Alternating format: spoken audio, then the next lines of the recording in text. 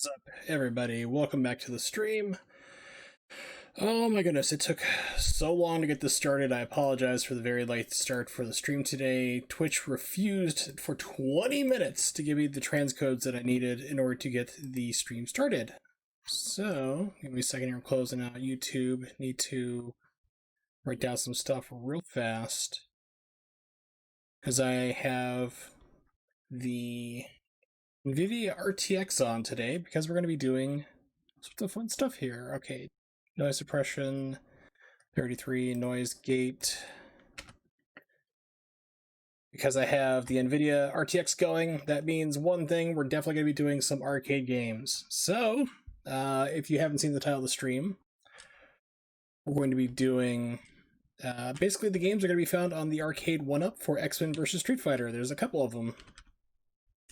Write this down, negative 31.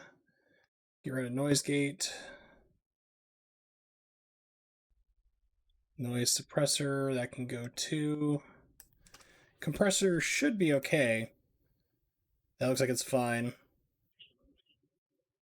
Okay, it looks good here. So hopefully everything's going pretty well. If there's any type of audio problems, please let me know. But basically, Arcade1UP, if you're not familiar with it, is a very small looking arcade machine. It's like, they say it's 3/4 size, it's actually half size. I own a Neo Geo MVS arcade cabinet. The thing's huge. But it's a small little mini arcade, so to speak, there. And XMen vs. Street Fighter is one of my favorite arcade machines ever. So, I was like, it's getting really hard to not want one of those machines, and I really want that one.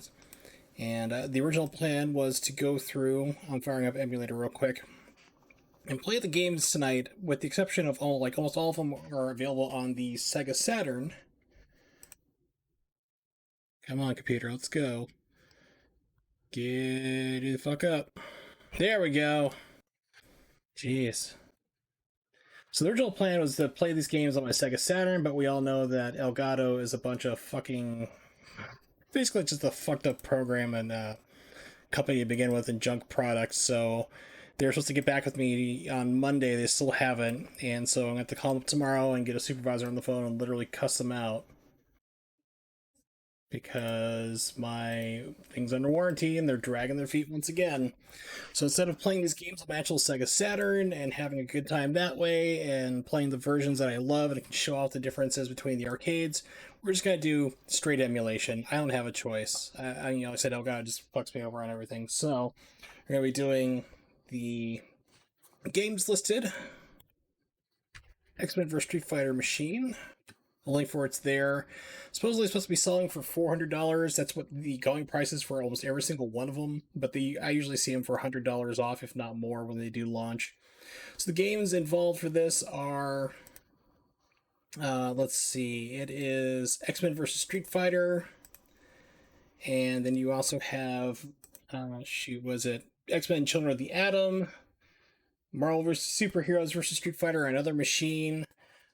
Marvel vs. Capcom, and then you also have 2 Super Nintendo games, which is really awesome. X-Men Mutant Apocalypse and Marvel War of the Gems. So we're going to go through, I'm going to start off with the Super Nintendo games first, and kind of get warmed up for it, and then we'll go and move on to the fighting games. Alright, so let's get rid of the Super Nintendo. I really want to have this game in my collection, and part of me just never came to be. Excuse me again. It's one of the few times where the box art's almost the same.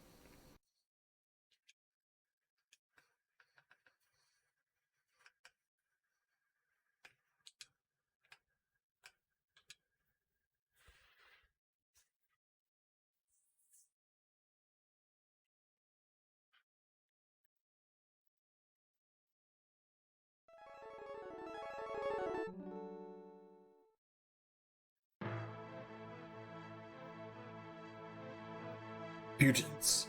Humans possessing incredible powers as a result of genetic mutation. Please go slower. I mean, you're going too fast. Way too fast. Persecuted by their fellow man for being ... different ...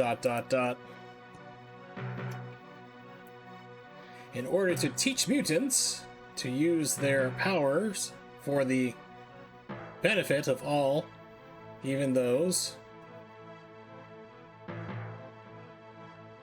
who hunted and feared them. Professor Charles Xavier created the X-Men.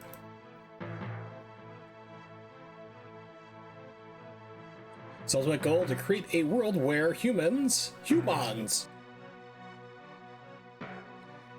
and mutants can live together in peace. Yay, peace. We like peace. So give me a second.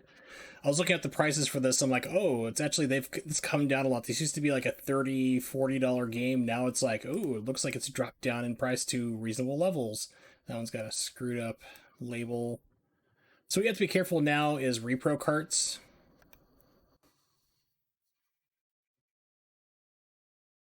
And they're supposed to tell you if it is a repro cart.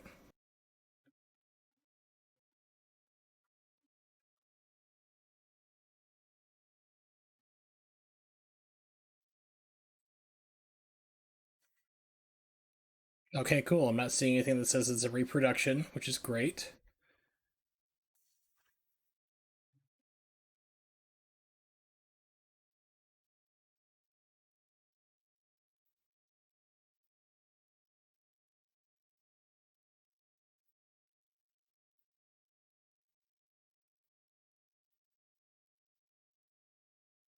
So I'm gonna buy it. Haha! I've been wanting to put this game in my collection for a long time, so I'm like, oh my god, finally. It's down to like a reasonable price. It's under $20. It's like, yes. So I apologize for just starting the stream and then immediately stopping it so I can indulge myself here. There we go. Blammo. Yes. All right. That makes me happy.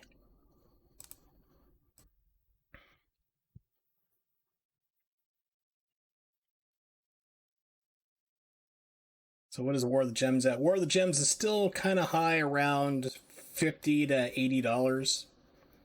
But there we go. Okay, cool. All right, I'm happy. So got that game I've wanted to have in my collection for years. Genosha!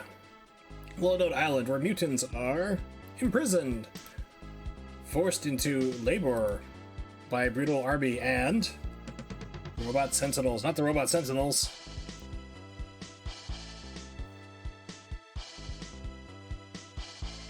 Yes, the robot sentinels. There is one being whose evil mind has other, far more sinister plans in mind for those captured mutants of Genosha. I should start reading this not William, Christopher Walken. The monstrous entity known as Apocalypse is huge. Just real big. Not as big as the watch was up my ass for years in Vietnam. The X-Men, you must depart for Genosha and free our fellow mutants. Good luck! So this is back when Capcom was could do no wrong. I mean, the 90s Capcom, 80s, 90s Capcom was on fire. Forgot what training mission. I think training mode lets you do each level tried out. Now, what's cool about this is you actually have, Street Fighter movements. You have fireballs, dragon punches, and so forth in this game.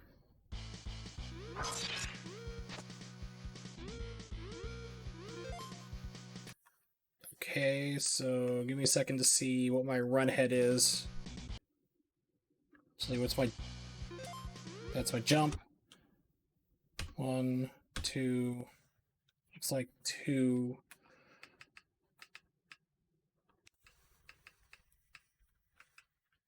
12, good lord. No, we're gonna turn that off. 1, 2, 3, 4. Wow, it's 4. Okay, let's try that again. That's a lot of surprising input lag for a Super Nintendo game.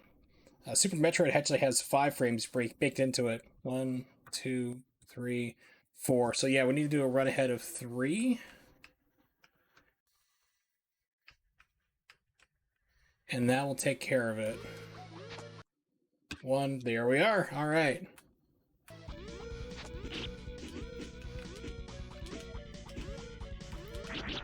Okay, so you got double dash forward. You got dragon punch. He's got like a dive. Yeah, he's got like a dive move too. So there's lots of cool things you can do with this. We're gonna have to restart. Don't know how to get out of it. This is a really good game. So this is actually going to be on the Arcade1UP, which is really surprising. When I first saw that listed, I was like, is that a typo? It's like, that's a Super Nintendo game. But like, we're throwing it on there. We got part of license. So it's going to be on. It does not have online enabled, unfortunately, which is sad, because I mean, it's a single player game anyway. And LRock617 actually was speedrunning for this. I don't know if he has records for it still. Hear me, my X-Men. Your mission is to invade the island of Genosha and discern the location of the captured mutants. You'll be able to obtain information regarding Genoshan. Perfect. Prison from their computer network, but beware, the way to the central computer is guarded heavily by both Genoshan guards and mutant hunting sentinels, or hating sentinels. What was the replay say it was? It was hunting. By splitting up, we can more effectively disperse these enemy forces.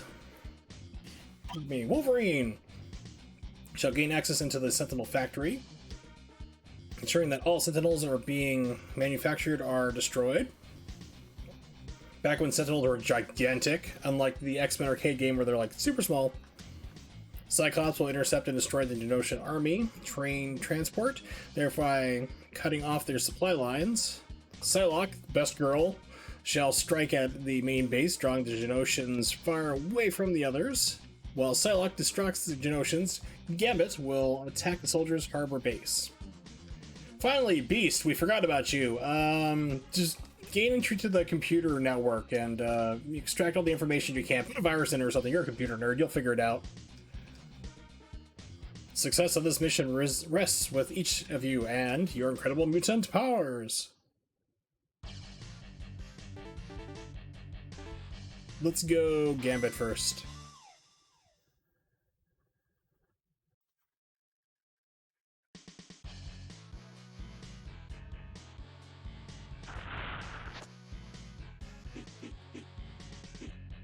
I think he's got like a... Yeah, so there's 4 dashes that...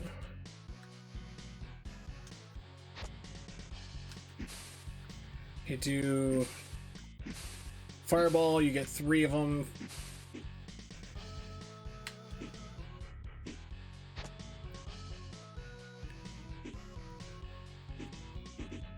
Okay, so if you do up and attack, you get like the scissor kick like M. Bison.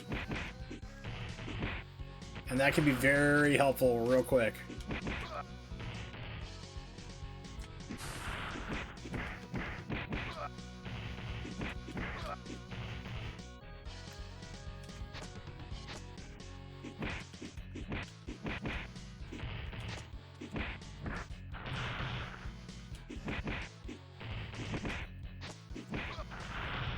Hey, thanks for getting me up here. Damage boost. Oh, don't throw me down. Okay, can't do a card in the air.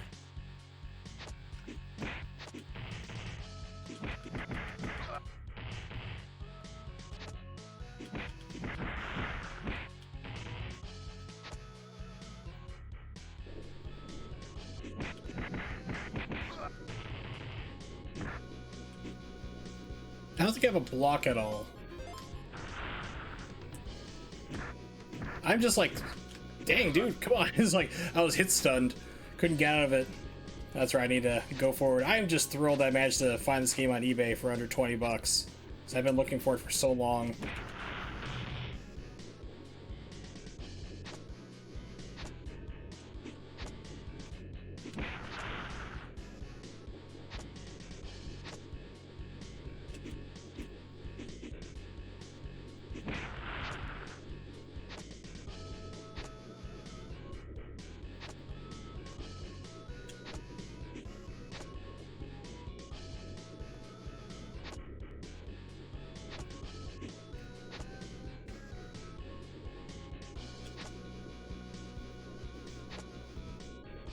Oh, come on.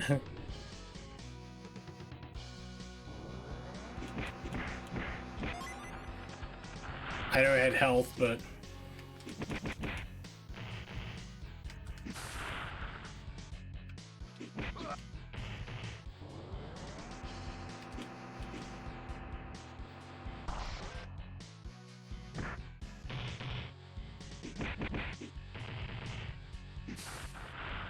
Oh, man, hit stun is crazy. I mean, you just get, like, locked into it. You can't do anything. Alright, let's see. XMen.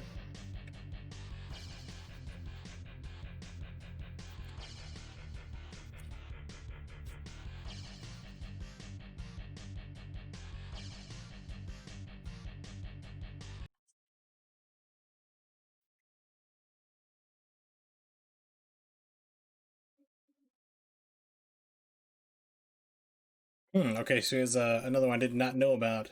Up attack.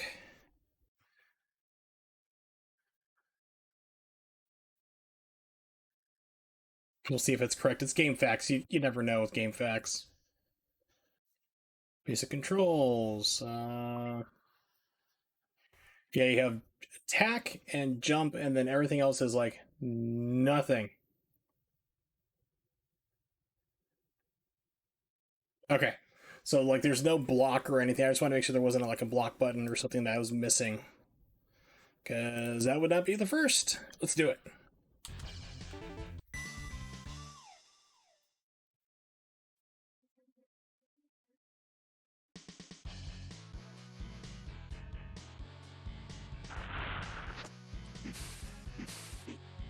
Cool, okay, so you can do vertical, single.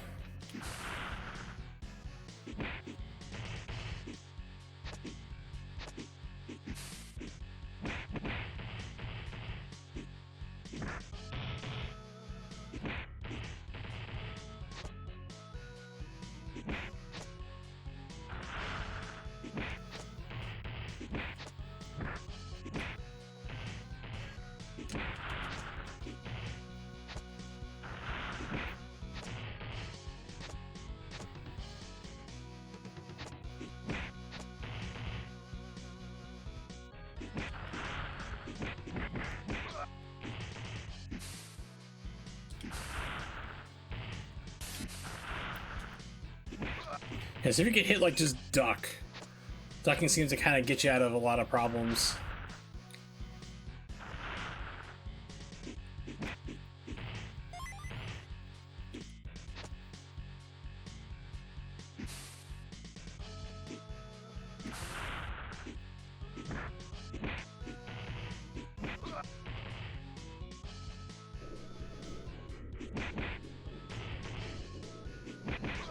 One comes along, you must kick it.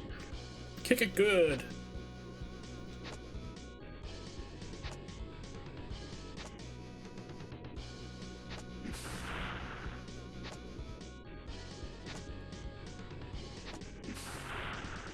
So I was thinking about like the X-Men games. I actually have X-Men 1 and 2 for the Sega Genesis, and the first game is not good. Oh, come on.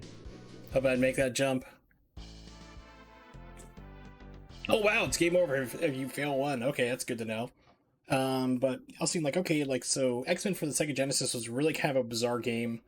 It was at a time when the TV show was huge, of course, which is what these characters are based off, or the 91 reboot, I believe it is. I have that #1 comic. But it's like you had limited use of your mutant powers, which is super weird. It's like you're an X-Men, you have these amazing powers, but you can use them briefly. You can't use them all the time. It's like, why? Like, who decided this was a good thing? And then I think it was X-Men 2, when that came out like a couple years later, they let you have like more functionality. And he's got a charge. This is really good, kind of hop. Let's see what else does Beastie Boy got.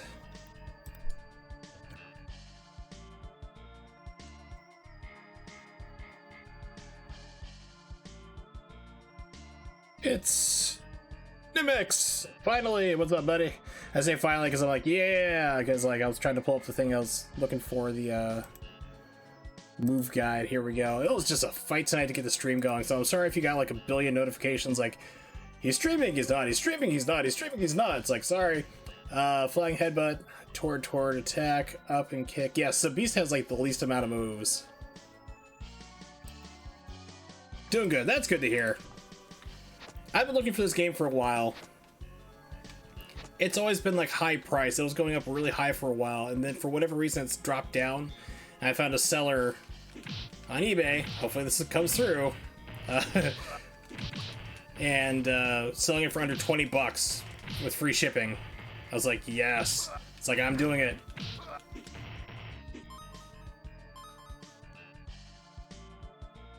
Beast originally was just a dude who had large feet and hands and like unusual dexterity, so he could like climb onto things with his feet and his toes like a gorilla. And it wasn't until like years later, like, well, let's just say he was experimenting on himself, and he turned himself blue and furry. Yeah, we'll do that instead.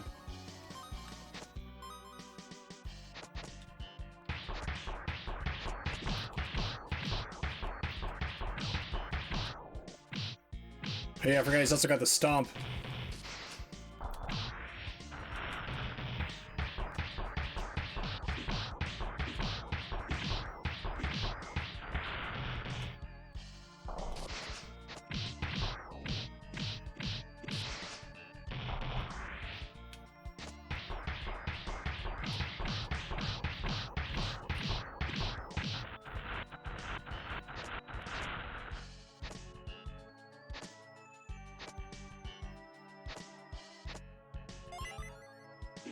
Don't remember what those do.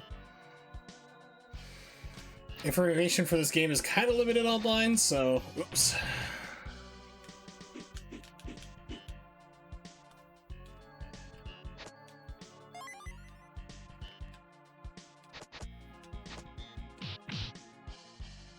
Oh, the knockback.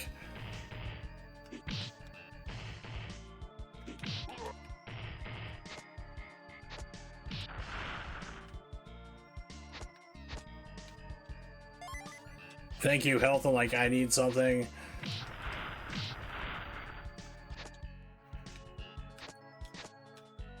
So let's talk about the XMen games on the Sega Genesis. Were not that good, unfortunately. 2 was a lot better, and it fixed a lot of problems. But, yeah, the first game was kind of garbage, to be, in my opinion. It wasn't that great. But the worst game I ever played, kind of X-Men related on a console, was Wolverine Adamantium Rage. That was just not a good game.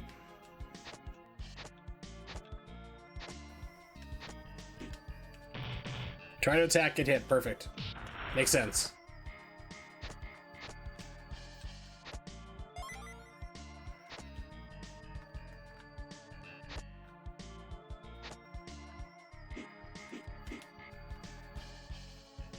Okay. I'm just exploring right now. I'm like, we'll see what happens. So basically the plan for tonight is I'm playing the games from the upcoming Arcade1UP. Those, they claim to be 3/4 size arcade machines, but they're actually half size. Trust me on that. And I really haven't liked any of them, but there's 2 of them I really want to get. One is this, X-Men vs. Street Fighter, which has this game, which is a Super Nintendo game. X-Men Mutant Apocalypse, and then also has X-Men vs. Street Fighter, X-Men Children of the Atom, Marvel vs. Capcom. The other one also has Marvel War of the Gems, and Marvel Superheroes vs. X-Men. No, Marvel Superheroes vs. Street Fighter is what it was, not X-Men. So, yeah. And they have Wi-Fi enabled, but they're like, well, you know, of course the Super Nintendo games don't support Wi-Fi. I'm like, this was a single-player game, as was the other one, of course. I'm not mad that you don't include Wi-Fi support for that one game that did not have internet, you know? I can understand that. We're cool with that.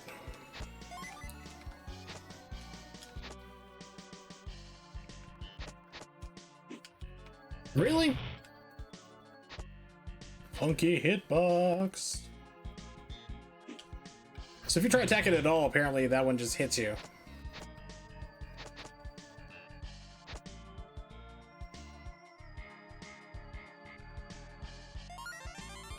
I think it's an extra life. We'll go with that.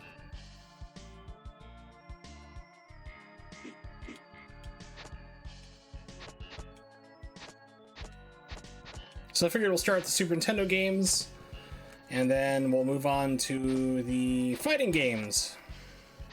And I originally wanted to do these on my Sega Saturn because all these games are for the Sega Saturn with the exception of the 2 Super Nintendo games and of course the 1 Dreamcast. So I wanted to actually hook up all my systems and play it through that way, and no good. We all know how the current Elgato situation is. Sentinels!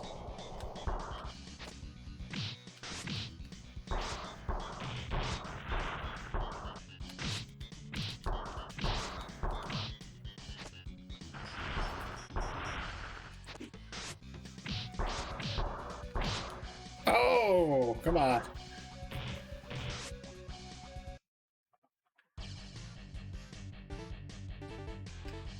Alright, we'll do... Yeah, so that was an extra life for Beast. Let's move on. We'll save Best Girl for last. We'll do Wolverine next. So what makes this game kind of cool is not only is it the XMen, but they have, like, Street Fighter moves. You have, like, double tap forward, does, like, a rush. You do Dragon Punch, you get a Shoryuken. And Wolverine's got something else here. I pulled the list. Wall climb. Yeah, the diving claw, okay. And you can also climb walls, that's his other special power. So one thing that, like, I mentioned, like, the Sega Genesis, because I'm kind of scatterbrained right now, because I had this really kind of weird start to the stream. But the Sega Genesis version of X-Men was, of course, something like this, but you had limited power for your abilities. Like, you could only use your abilities, like, very sparingly. And it was a very small gauge.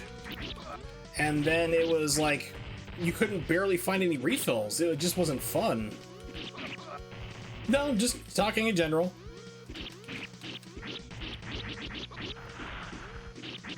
Filling dead air, the usual.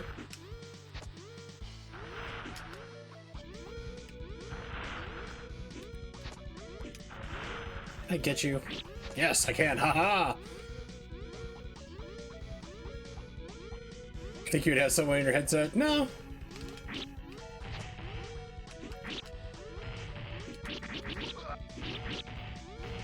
I just like to talk. It's good to how it was talk. Like, even if no one's saying stuff in the chat, just bring up general conversations, different things going on through the day, trivia, so forth. Which is why I really wanted to play the Sega Saturn versions of this, not this game, but the rest of the games, because I've played every single one in these games in the arcade and have a Saturn version, so I could compare, like, the two, like, hey, this is, like, missing frame animation, they added this character in for the home version, and now that's all gone, so that makes me sad. So while the X-Men Genesis game, the first one, was not that good, they improved things with the second game. It was much better. It's not great, but it's much better.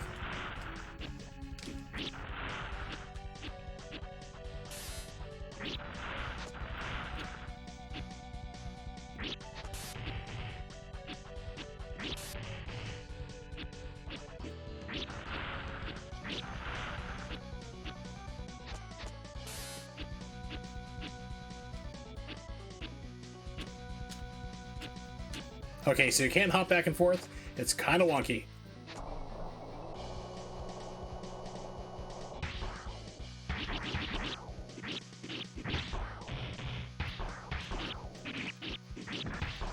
Try and do Dragon Punch.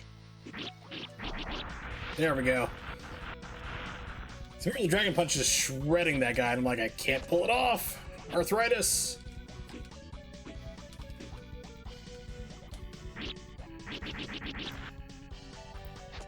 So I found this game on eBay for under 20 bucks. That makes me happy. Can't wait to get it. It's one I've been wanting to play, because this is one I missed out on, actually. And it wasn't until emulation came around, like early days of emulation, like 97, like ZSNES days and stuff, that I found out about this game, and I was like, oh my gosh, this is amazing. Of course, I found out about a lot of games I missed, but I was like, I really want to get this, and I just never did. Prices for it kept going up and up and up. Like, for a while, this was like a $70 game or higher. I think the highest I ever saw was 80, and now it's down to like 20 or 30, which is not bad.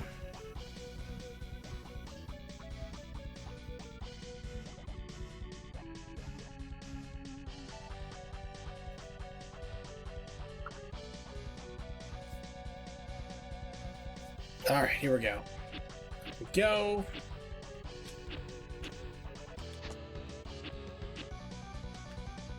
Nothing.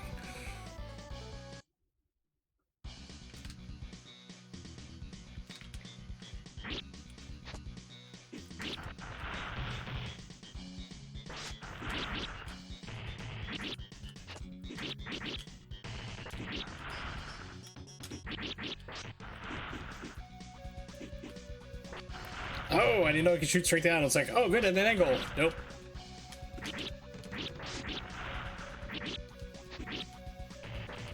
Yay! That one's down. Please don't punch me in the back. Good.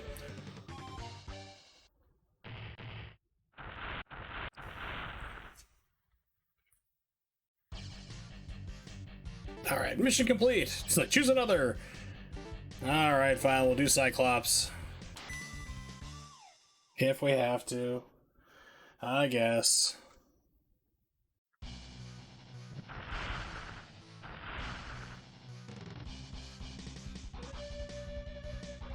You gotta love also game facts because they have Psylocke spelled with an H. Feistlock. No. Roundhouse kick, up and attack. Punch is flame roundhouse, 2 frames. Fireball.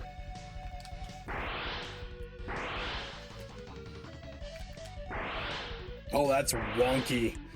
So it's a reverse fireball, so you're going from forward to down. You see how from down to forward? Like a normal fireball, it's forward to down, get a crouching one. And then you just gotta slide. Okay. Alright then. In the junk.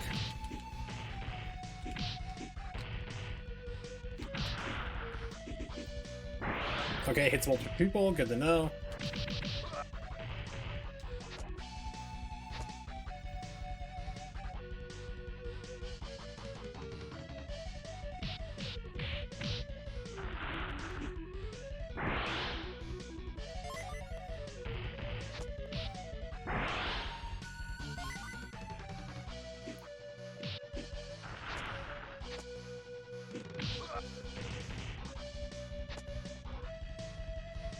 See, how far can I go off that platform?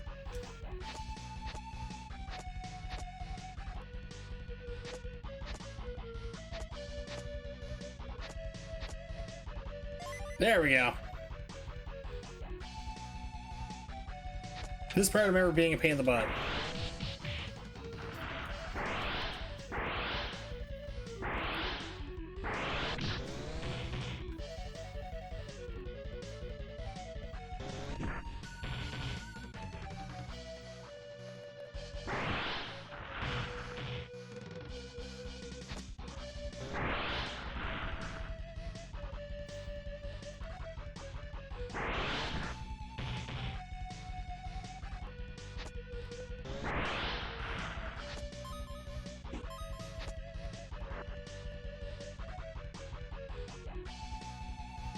Say thank you for the health.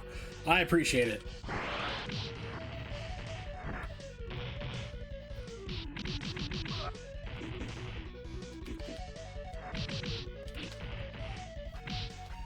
It's not a knife, it's a machete. Is that a pulse rifle from Aliens? I swear.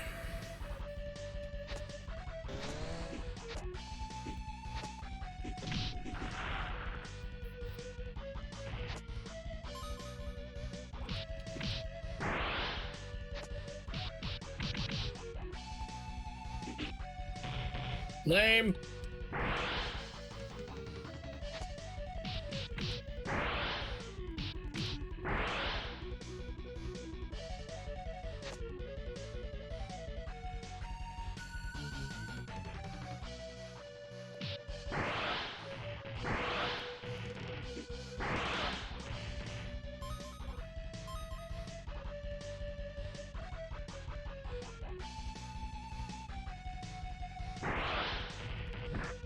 Oh, how'd Cyclops die? He got kicked in the ankle, bro.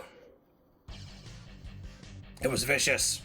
Alright, so let's move on to Psylocke, and then we'll move on to Marvel War of the Gems, I think it's called. Which is one I've played before, but it's another one that was emulation, and it's been actually years. That game I looked up after I found this game for like dirt cheap on eBay, and that's still selling between $40 to $80. So it's still kind of pricey. I remember the Japanese version being stupidly expensive because it was limited release over there.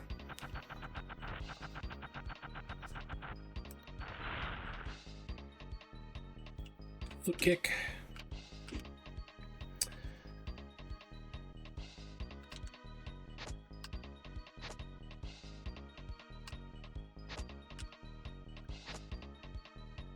Yeah, that's a lie. Okay.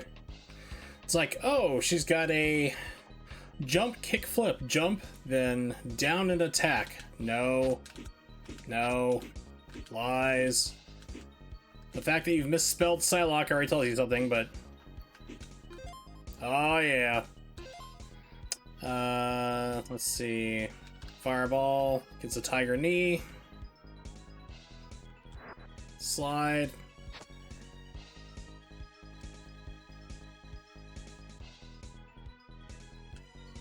And there we go. Okay. Yeah. Hey, it's Evil Agent Carbon. What's up? Good to see you. Hope you've been resting up well. Just going through playing the games on a expensive arcade machine that I would like to own. And tell Noodle I said goodnight as well. And as soon as I get my Elgato fix, I plan on finally going back and beating Ratchet & Clank, because I think I was pretty close to the end of the game.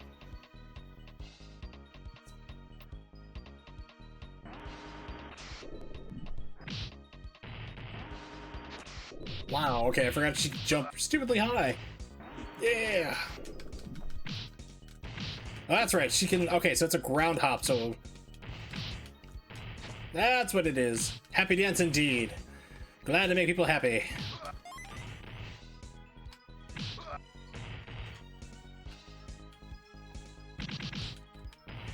Yeah, because I got pretty close onto it. I don't know if you guys ever watched the VOD or not. I know it's on my YouTube channel.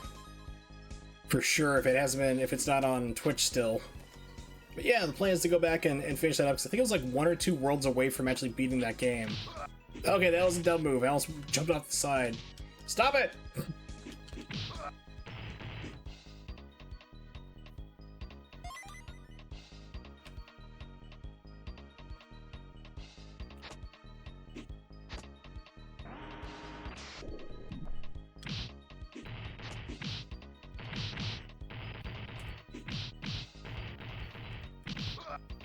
Tiger knee!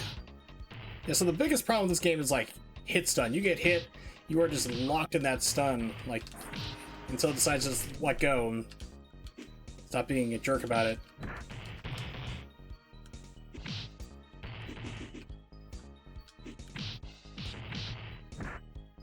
Oh no! Alright, I'll give Psylocke one last chance. No one likes you, Cyclops! Has anyone ever liked Cyclops? I mean, I've read like the original old school X-Men, like when it came out in 1963. Those ones, like I wasn't around then clearly, but I know Nibix was. No, he wasn't. But it was like, he was always like stoked, like, I am Professor X's first chosen student. I am a preppy boy. It's like, no one likes you. It's like, he's always been this kind of like unsufferable jerk, just by like, not by his own doing, but just like his attitude. You know, it's like the standard, like, I'm rich. My dad owns a car dealership. Do you know who I am? That type of attitude, you know?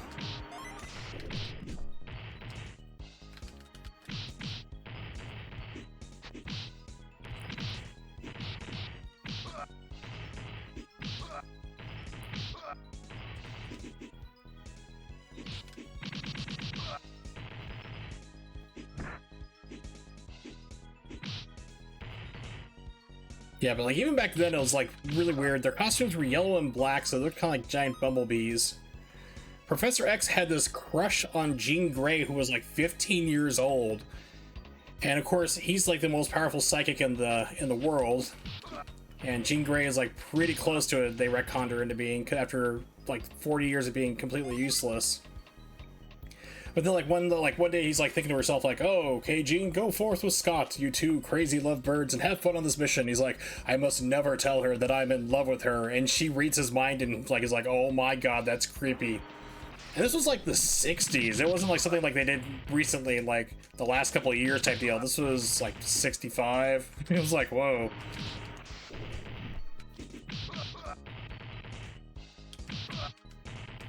It was kind of weird, not gonna lie. And then also you have the wonderful years later. It's kind of funny, like X-Men was known, but it just wasn't that popular really until the animated cartoon came along in the 90s, which I have all the DVDs for. But it cracks me up because there's an edit online of Professor X being nothing but useless and just getting his butt kicked for like 8 minutes straight. It's like Professor X being useless. 8 minutes.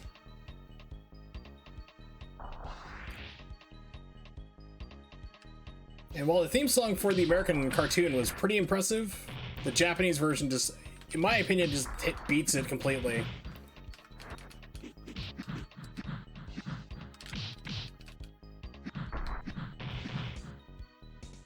I think this is a safe spot.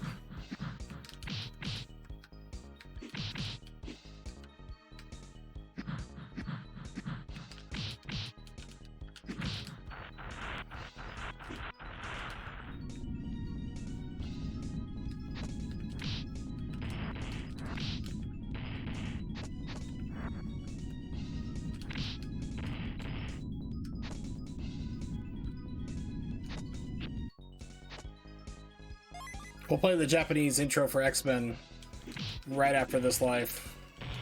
So when I die, we'll fire that up and then we'll get over to Marvel War of the Gems.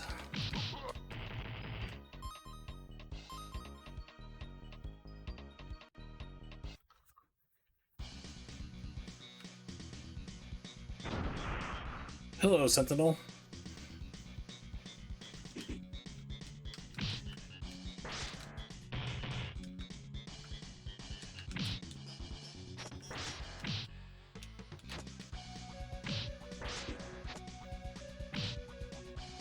I was like, can I really lame it out like this? Maybe.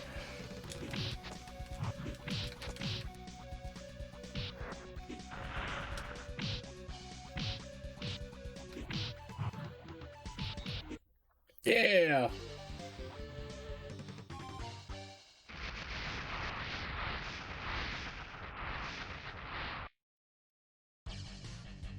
Okay, so that's this game here. We've seen all the different characters. Marvel War of the Gems is pretty much the same thing, but let me pull this up real fast. X-Men, animated, Japanese.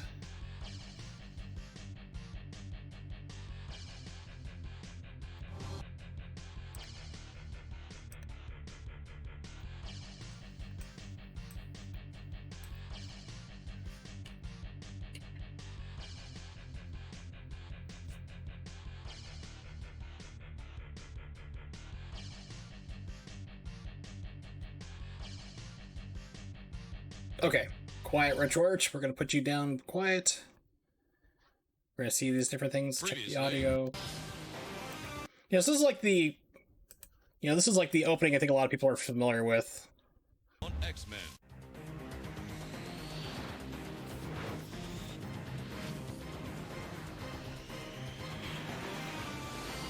Pretty iconic.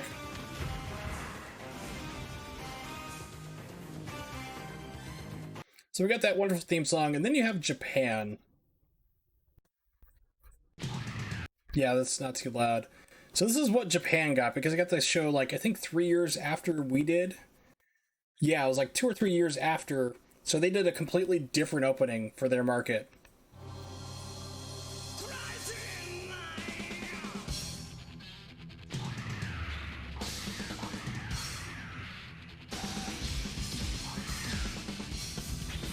Look, Jubilee being useful.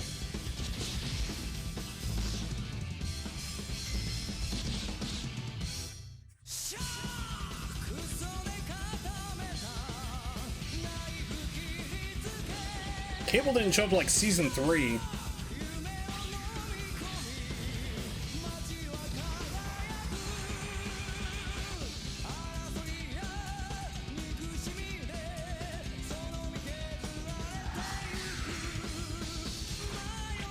Mega Red was never in the show.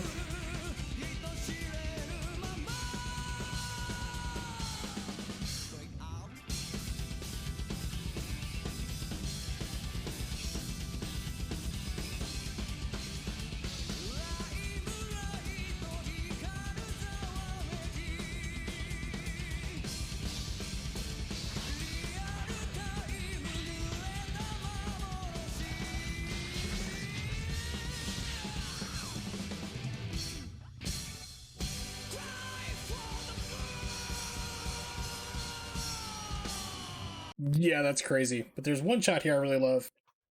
Pardon me. Kind of a Lucy Liu-eyed version of Rogue. Look at you here, and this one's looking over there somewhere. But yeah, so the Japanese intro, quite different. Alright, so let's go over to... We're going to turn off latency. For now, we're going to close content. I think it's Marvel. Let me look this up real fast, see what it's called.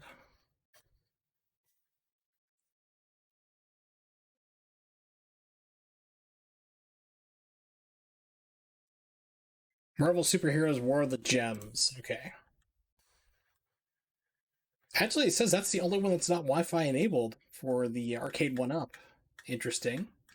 Because, I mean, there's nothing to do for the other one. Like, the one that's just playing XMen Mutant Apocalypse is not multiplayer either, so I don't know what they're going to do with that.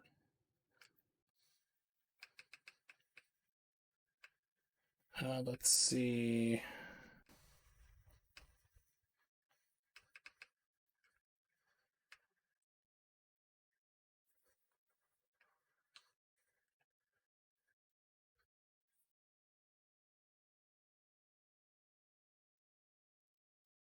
But geez, was I playing this entire time with a window that didn't fit? And nobody said anything? I'd be upset.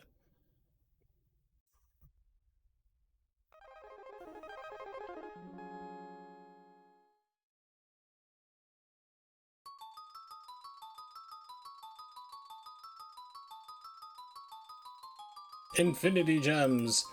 There are 6 different Infinity Gems. Each gem controls one of the forces of either time, space, power, reality, mind, soul, and credit score.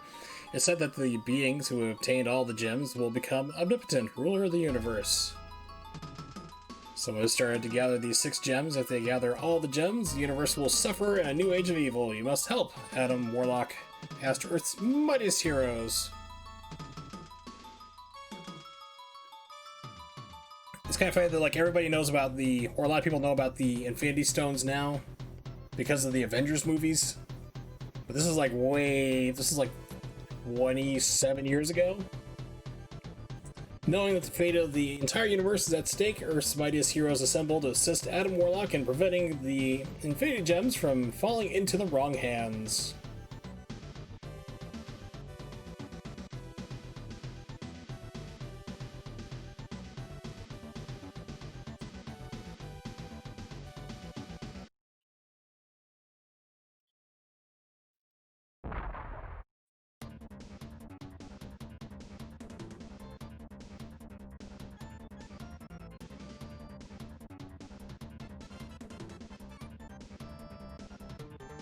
I wonder what this costs in Japanese. Last time I looked, this was really expensive. Yeah, so if you want a complete in-box copy of this game, you are looking at $300. Ooh, somebody's actually selling it for $200. That's actually a steal. Because other than that, nearest one is $300 for this game. This was like super limited release in Japan, and just the card itself is over $100. So while I like to collect video games, I'm not spending $200 for a Super Nintendo game. Not gonna do it. I think the most I ever spent for Super Nintendo cart was Chrono Trigger, and that was like no. It was Mega Man X2. Jump and attack. Okay, good enough. And that I spent $90 on. And people are like, "Holy crap! Why would you do that?" As the game normally sells for 150 or higher, so I had a good deal. I'm like, "Yeah, we're gonna do this. We're gonna pull that trigger." Yeah, it's the same story we saw. We're gonna skip that. Avengers Base, Amazon, Boston Aquarium, okay. Alaska, Dr. Doom's Castle. It's a training room and a system password. No! That's so it's the training system.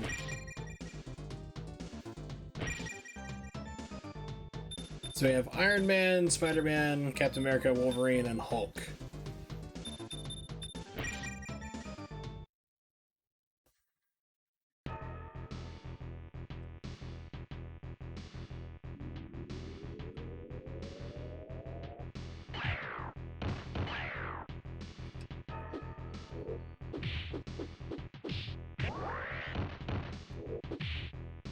Oh wow, his Shoryuken is just straight up punch. Okay.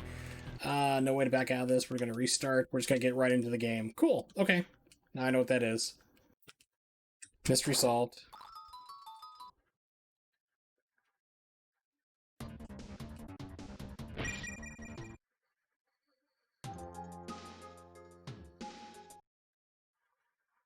So like I'm playing all these X-Men games like, oh man.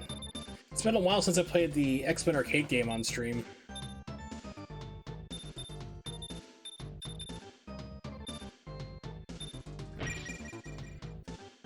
Eastern American Aquarium, where one of the gems may have landed. Okay. We'll just go left to right again. We'll start with Iron Man, work our way over to Hulk. Oh, this is an improvement. Small energy tank, covers your vitality. Small, large. Gem power enables you to execute a gem special move once. Oh, okay.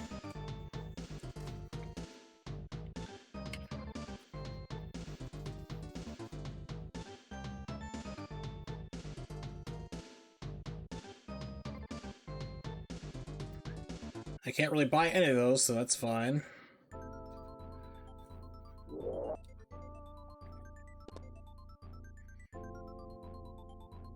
Let's see, Captain America, Ironing Man.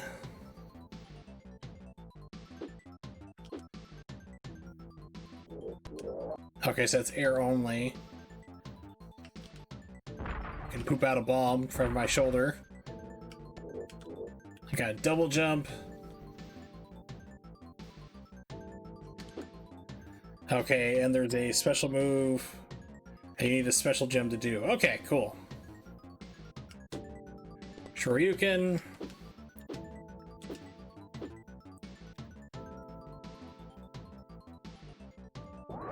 And that. Alright, here we go. Yeah, I've been to the Boston Aquarium. I gotta say something like this. Just calling it out. Just calling it like I see it. Wow, this is a riveting level.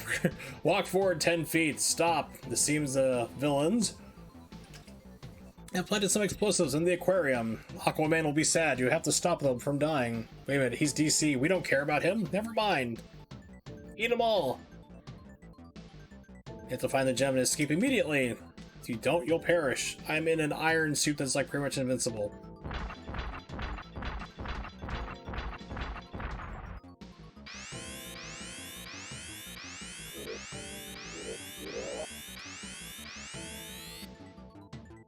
This is a really weird slow start to this game. X-Men Mutant Apocalypse is a lot faster and action-oriented.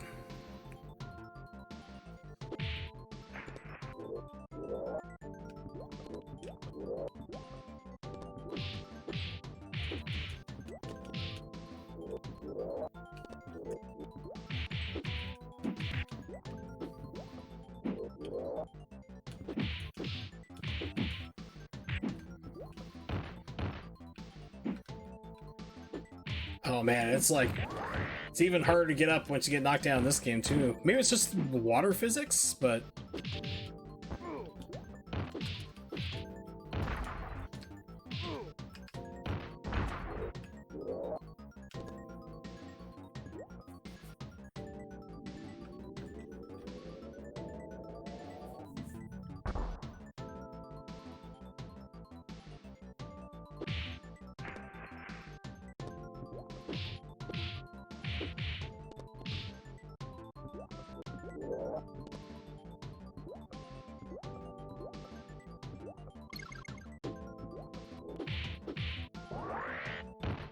have air combos? Kind of. Neat.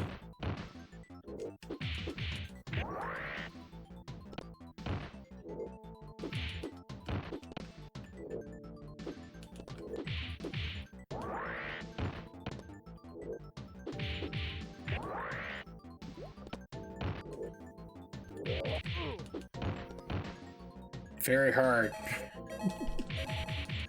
Okay, actually running out of air might be the biggest problem there. I guess not.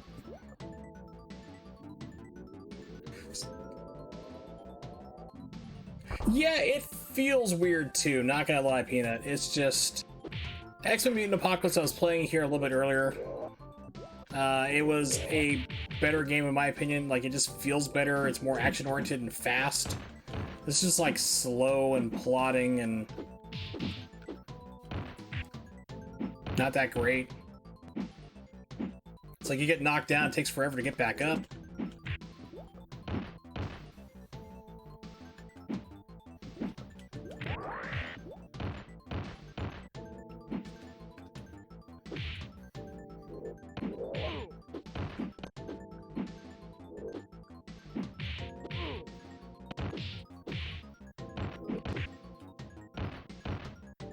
So I have not played this game in at least 20 years. This is a game that I didn't know about until emulation came along. I was like, oh my gosh, this is... You know, I played X-Men Mutant Apocalypse, I'm like, this has got to be really good too. And I'm like, not really.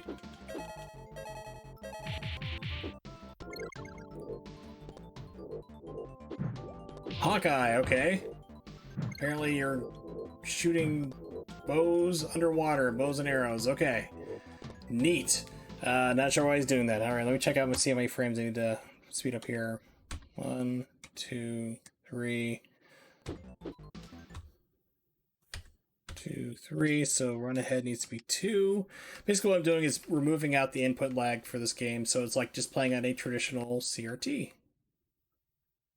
The days before high definition televisions, those old square boxes. There we go.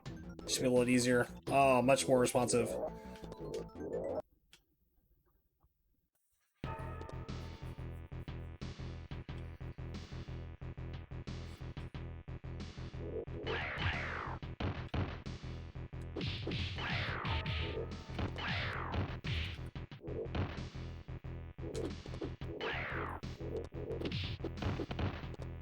Yeah, I said I've been to the Boston Aquarium. I don't remember multi-platforms or evil Iron Men to fight. Maybe it was like, maybe it went on the off day, I don't know. Maybe they were busy at SeaWorld or something.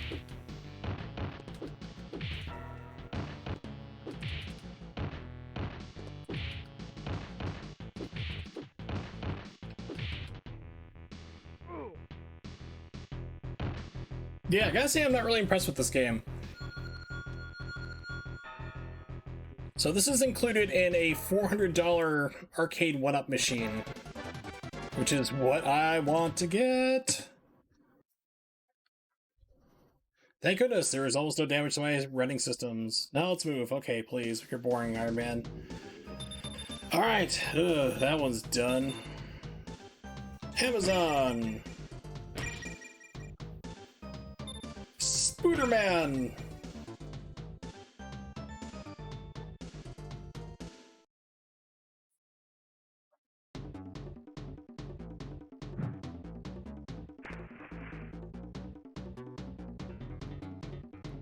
Okay, so he's got supposedly... Okay, he's got that. Wall climb. Just looking at this real fast.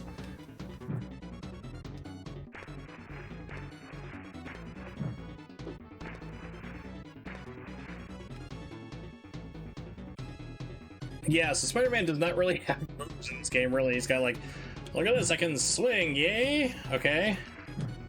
How's the thing? Oh, okay, you can dive bomb off it. That's kind of useful. It's fast, though.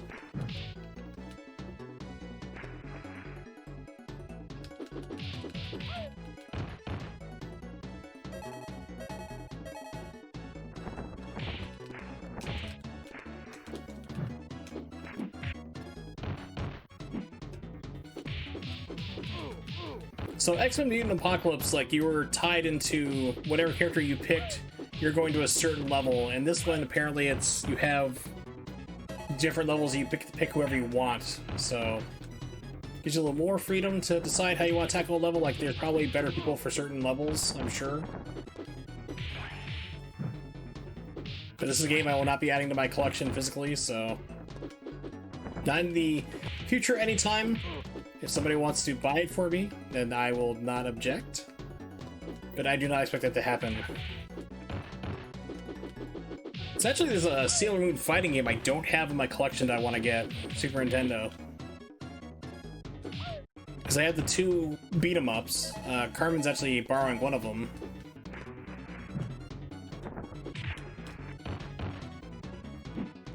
There's two of those, I have that, and then there's an RPG. I have that too, but it's not translated. They do make like a fan version that's been translated, like fans have gone through and translated the game so you can play it in English, but I don't own a reproduction card of that. And then of course there's puzzle games, and I own like two of them. One of them's Fwa Fwa Panic. Yeah, you actually do. You borrowed Sailor Moon R, which is the sequel. So, yeah, because you have that, like, the same day I brought over Gundam Wing for Noodle to play. So they were right next to each other, right next to the TV, last I saw when I was over there. But yeah, you have that game floating around somewhere in your place.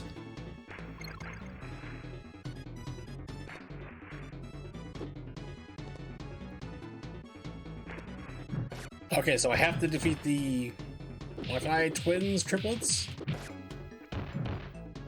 Yeah, I thought you knew. Because I pointed out, like, hey, check it out, Sailor Moon game. I know you like Sailor Moon just like I do.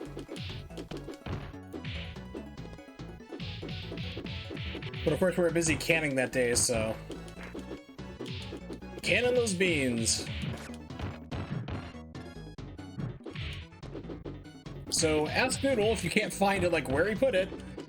Yeah, it should be there, hopefully, because it's another game. I don't know how expensive that one is, but Gundam Wing is, like, really expensive to replace. That's why I told, like, Noodle, I'm like, whatever you do, treat this with care, treat it with respect. You can't buy this anymore. Kind of expensive, too. Yeah, I know you've been extremely busy, and that's understandable.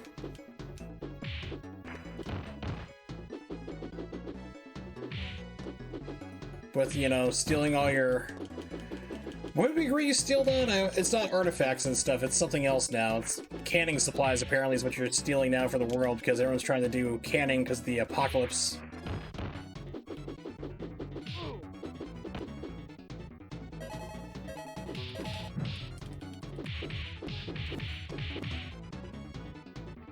San Luis Obispo... Yeah.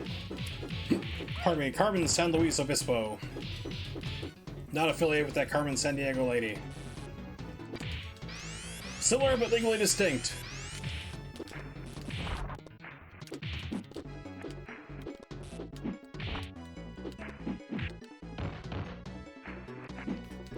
Pumpkin. Oh, yes. Pumpkin's a new shortage, really? I mean, I still can't find anything for canning. I actually found, like, was it quarter pint jars, like these ridiculously small things you can probably put 3 or 4 M&Ms in. I'm like, yeah, that's not gonna do me any good. Okay, Amazon's boring. Let's go to Alaska with Captain America.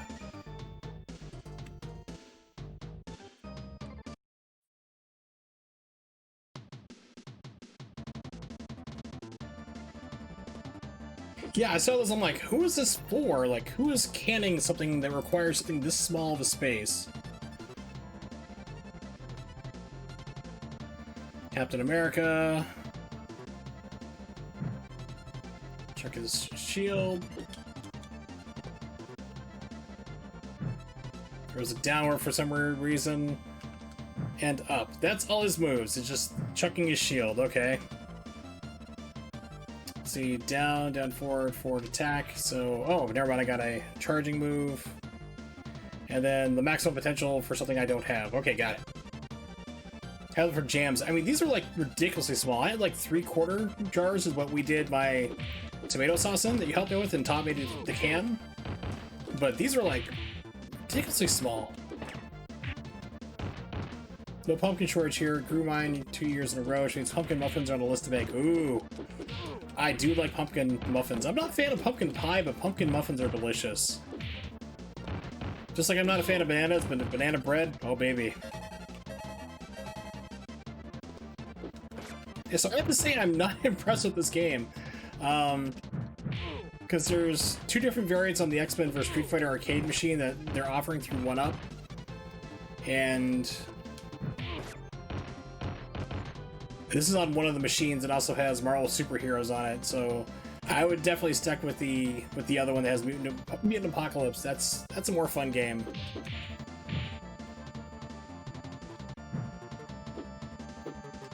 Also, it's really hard to get the inputs to come out.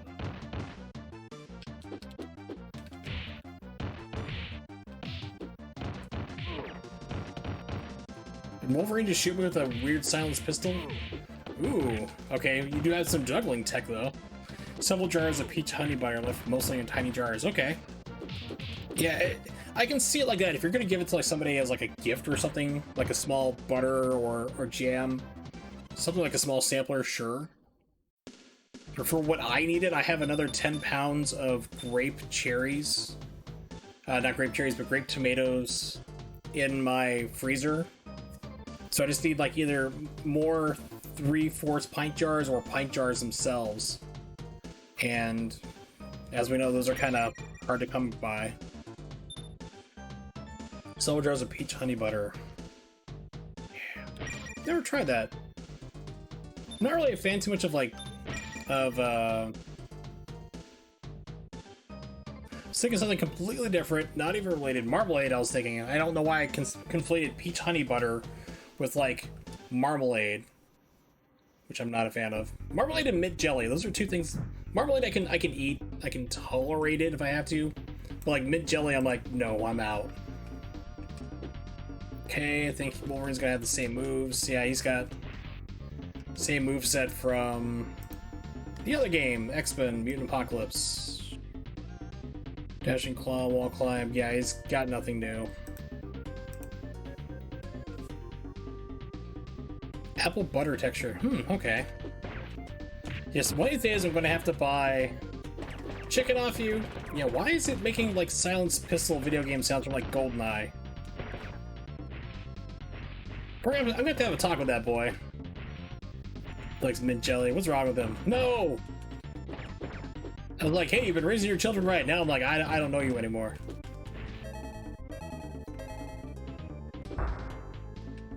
You're like, it goes good with mint, with like lamb. I'm like, maybe.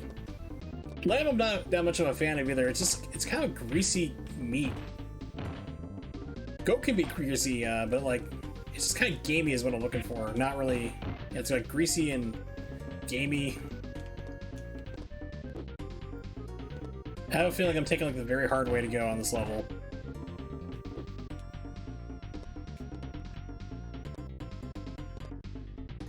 Oh, peanut! Oh, I was thinking noodle for a second, my bad. Okay, I have to have a talk with that girl, again. This time not about her runt addiction. I really can't be- oh, come on. Boo! We're just gonna try Hulk and get off this game. I hate this. She loves mint jelly and butter on toast. Has for the last 13 years. Well, if you got those choices, you can say, hey, I like this. Why not? It's like, it's really kind of weird, but I just like straight butter on toast. Just that by itself. Especially if you've been sick. Like, if you've been like really sick and then you can like start eating again. And if you have like butter on toast, that is like the best tasting thing in the world. Well, once upon a time, and it would upset my sister, which is why I used to do it, because I was a problematic child since I was very little, I would eat jelly donuts, which are my favorites still to this day, with barbecue sauce. Oh yeah, cinnamon sugar, that's cinnamon toast is what you're making there. Cinnamon toast, melted butter on top, bam, you got cinnamon toast.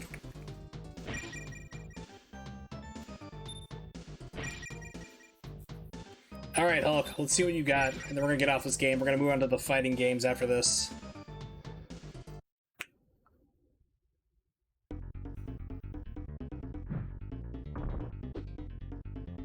Hulk, your proportions look kind of off there, buddy.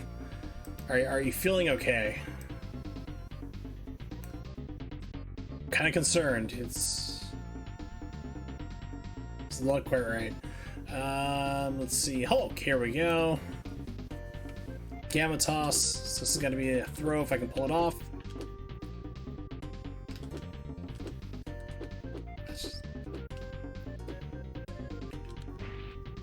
Good dash.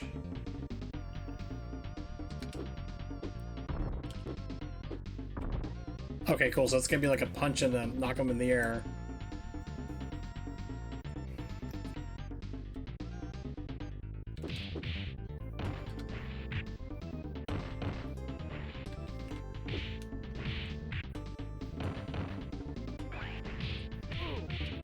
Yeah, so I'm done with these games. These are boring me to tears. All right, so we're going to move on to the arcade versions here of the...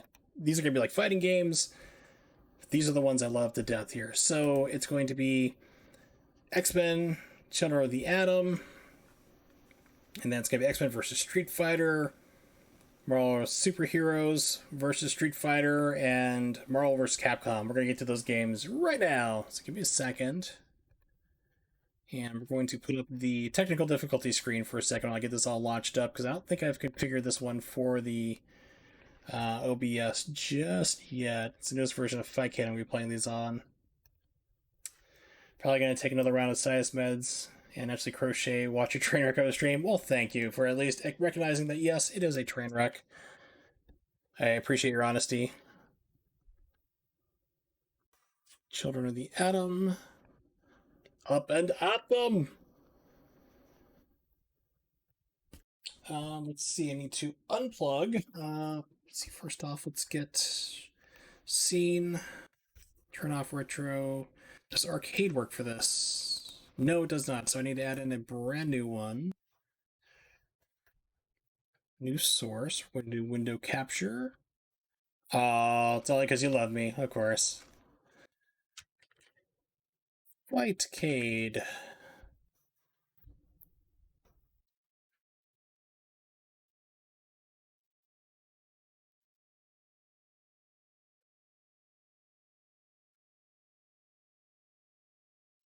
There's screen, there we go. Okay, so we're going to be doing Children of the Atom. Like I said, this is another game I wanted to play on my Sega Saturn, but can't do it because no Elgato.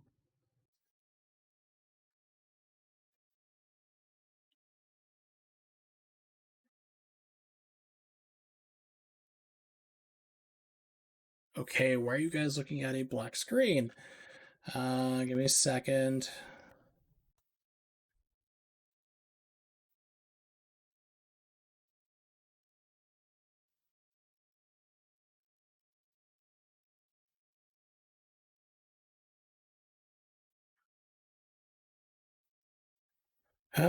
So we're gonna have problems right now, are we? Huh? Okay, let's try.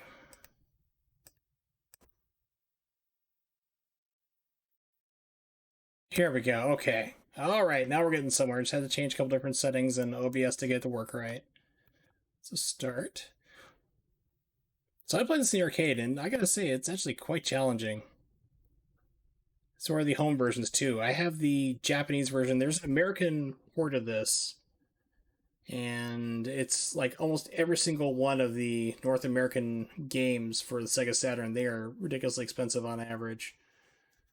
So I need map game inputs. I apologize. Should have done all this before I started streaming, but I'm lazy and doing other things. Like using my Instant Pot that I didn't know we had until earlier today. I was like digging around. I'm like, we have an Instant Pot? My dad's like, oh yeah, your mom bought one years ago. She didn't like it, never used it. I was like, well, we're going to use it tonight.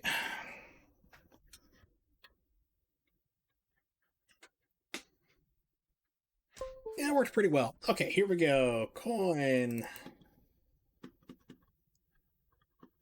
Gonna make me reload this. Yeah, it's gonna make me do it. Hold on. Yeah, here comes the train wreck part. Carmen was not wrong.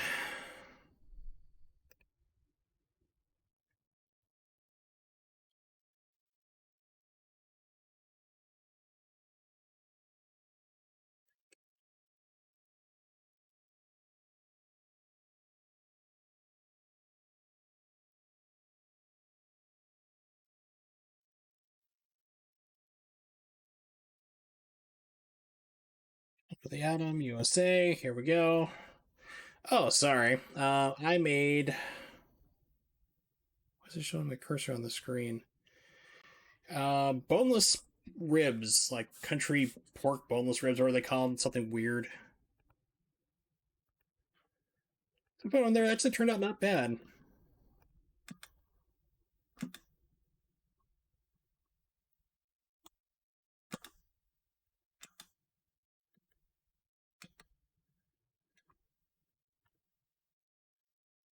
Also using the wonderful RTX from NVIDIA, so you should not be hearing coins. Like, you shouldn't be hearing my fight stick clacking up and down and making lots of noise. Where is system pause? We'll put over here, and good. Save settings.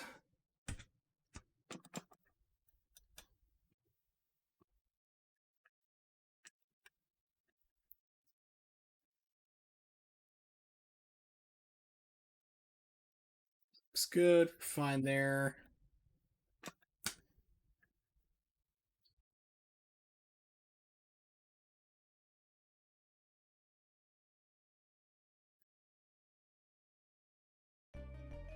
Yeah, sound, baby.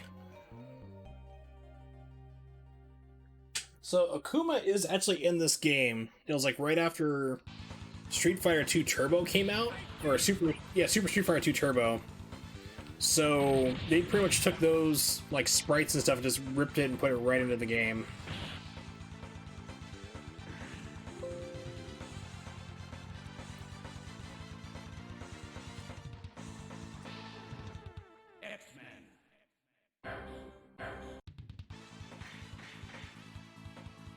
Storm, Cyclops, Humongous Breathing Pecs, Wolverine, the Mega Red, Sentinel, Spiral, Silver Samurai, Psylocke, Best Girl, and Colossus and Iceman. We'll go with Psylocke.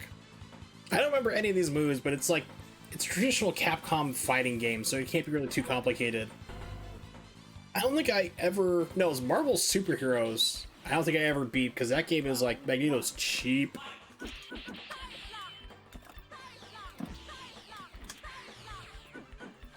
think we're good.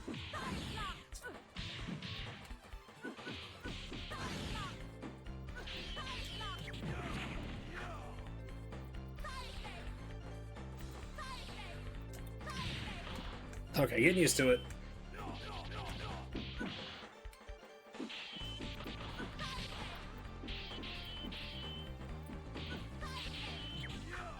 I don't remember the game being anywhere this fast. It's like, wow, this is actually pretty fast.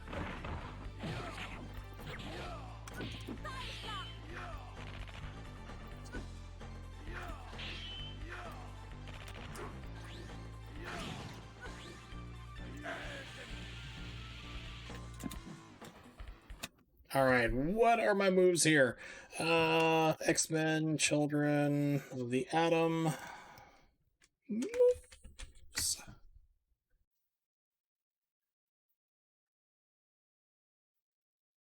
Psylocke, here we go.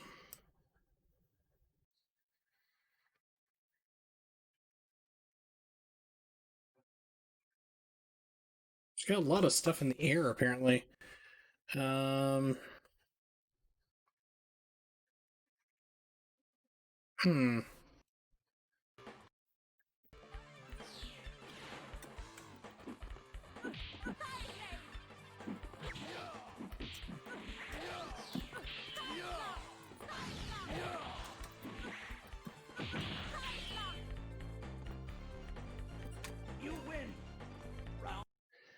Okay, so this does not tell me what my special moves are. Like, hey, here's your basic moves here, but like, what is my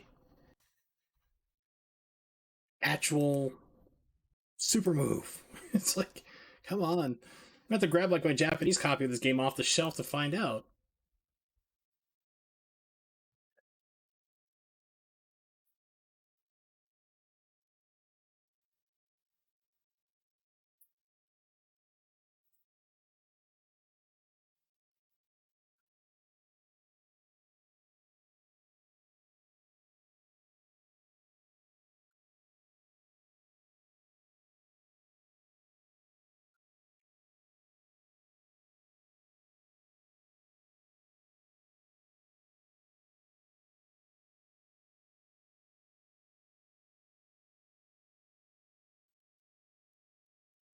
God damn it, I hate game facts. Psylocke, she's got a lot of moves. What are they, please? I don't know. Good luck. It's like, or I'm gonna write everything in ASCII. That's fun too. So telling you what the moves are, we're gonna try to do animated stuff and figure that out. Okay, here we go.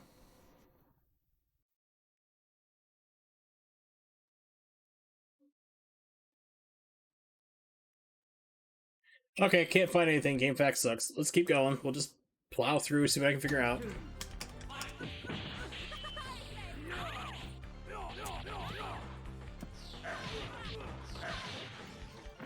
Oh, that's right, You can link moves into this too. Oh my gosh. Now I forgot how busted this game was. It's fast, it's hard, but it's two people, it's great.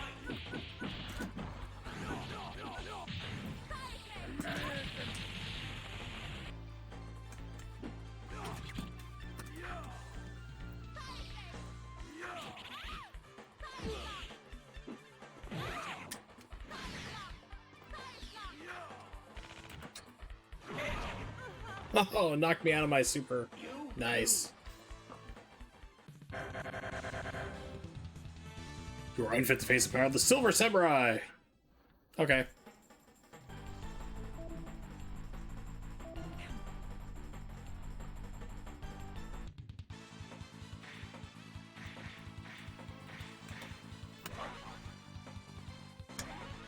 That's why, because like Capcom likes to reuse a lot of their assets because it just saves time. So even like X-Men versus Street Fighter, which was like I think 3 years after this game came out, or 2 years or so, it still uses a lot of these sprites from this game.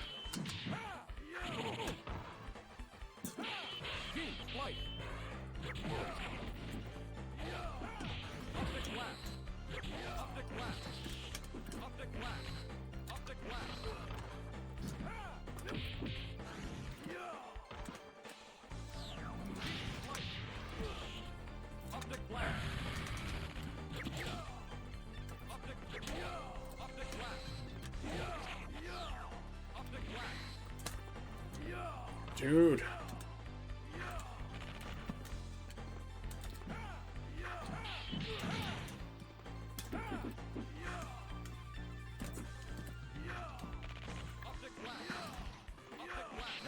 There we go. It's like, just chip them out. Round two. Fight.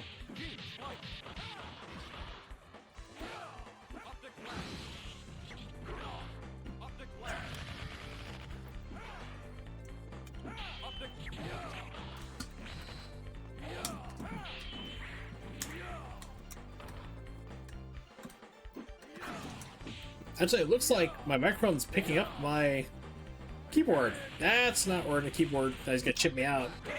My fight stick. But if I snap my fingers, like right now, don't think it's picking that up.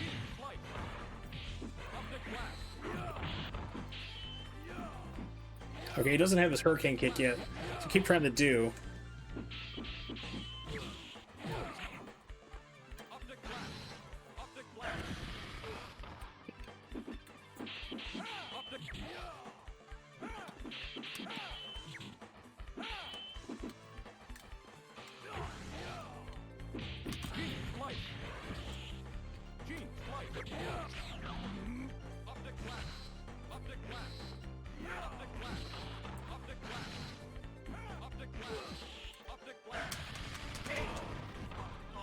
Chip him out for the win.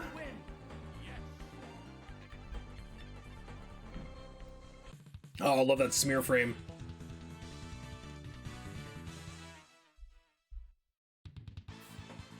Spiral! I don't remember from any of the comics, to be honest here.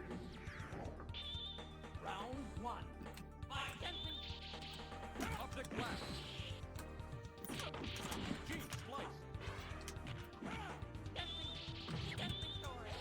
Up the glass. I love it, like, it's like, I gotta show this move. It's like, I'm gonna turn and pose like I'm a male model in like a Sears underwear spread. It's like, oh yeah, look at my glutes as I shoot my eye beams, baby. That do anything for you?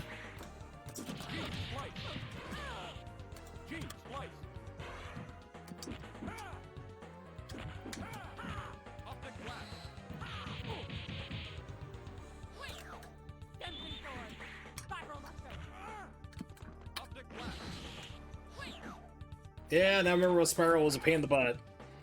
And teleport, like, she doesn't teleport, she just moves you and can, like, steal your energy bar. You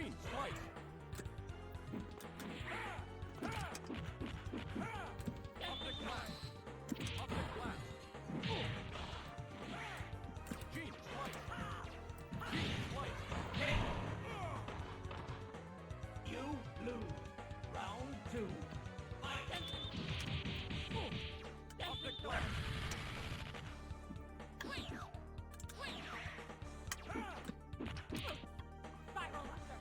Threw me out in the middle of a combo.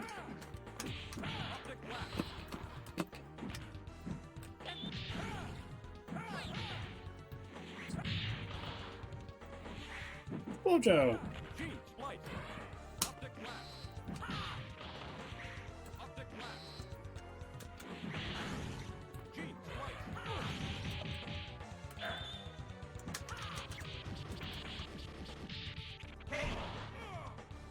Oh.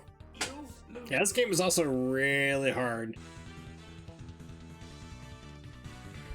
It's not the worst, but it's... You can really feel... This is really good against other people, though. Power leg throw. Eh.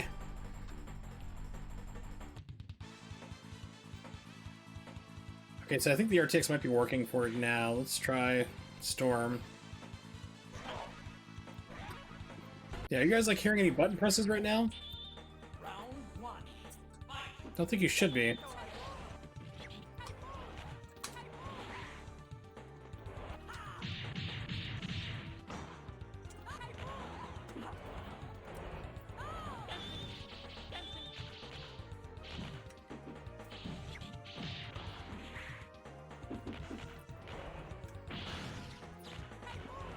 It's funny because I keep like, because these sprites were all in X-Men vs. Street Fighter, which is like my favorite game. It's the reason why I own a Sega Saturn.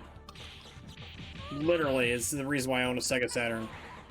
And so I keep thinking like trying to do like X-Men vs. Street Fighter moves, and they don't exist in this game yet. 'Cause this is the first one.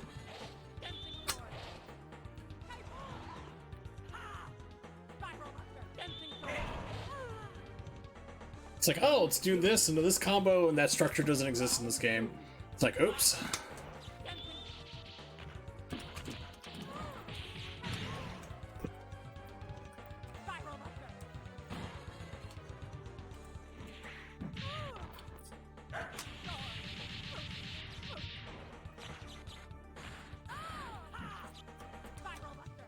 God, why is your throw range so cheap?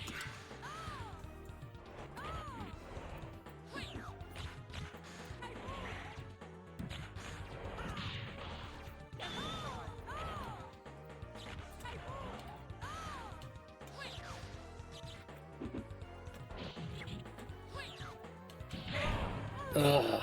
Alright.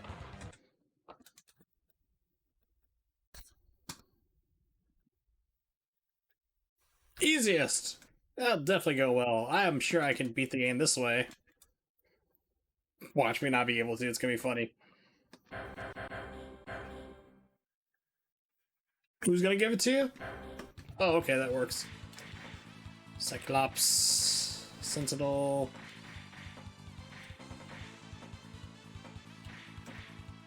Let's do Wolvie.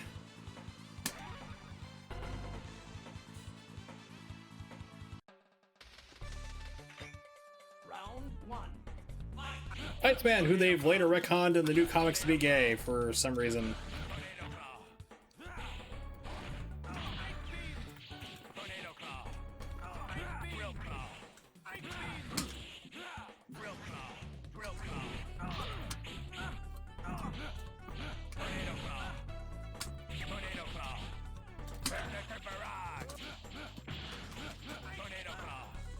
Yeah, Wolverine is broken in this game, by the way. He is too good. I'm like, why did I always play as Wolverine? I remember playing this Wolverine on my Saturn copy of the game. I'm like, oh yeah, that's why.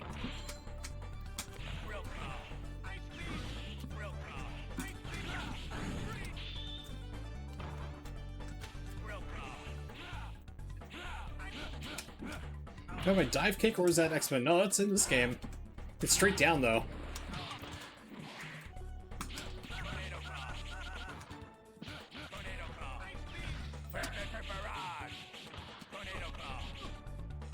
So you can pull off stuff like that. You can do super into other follow-up moves.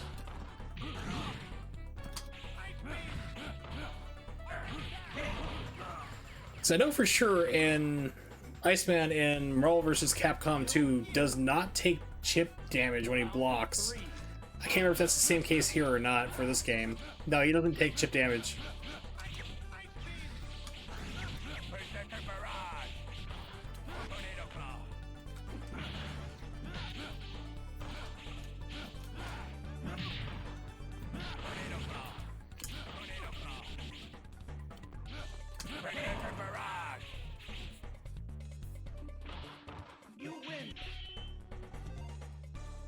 So now that I have an Instant Pot, I need to think of what other things I can make in my wonderful Instant Pot.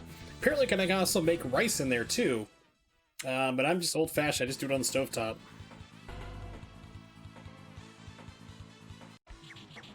Thinking maybe some chicken would be good in there, because I mean, just kind of shred that all up real fast.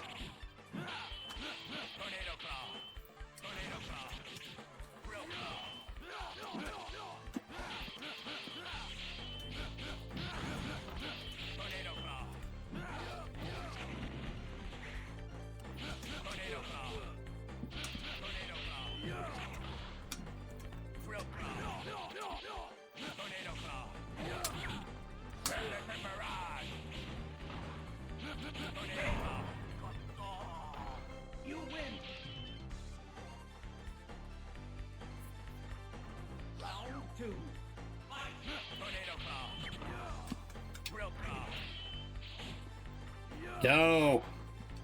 Did you watch that clip I sent you? Where like last stream, Wallace sent me a link of Rachel Ray making stuffed artichokes. I described the recipe today to my dad. He's like, "Why would you do that?" I'm like, "It's Rachel Ray, dude. Come on. You know better than to ask that silly question."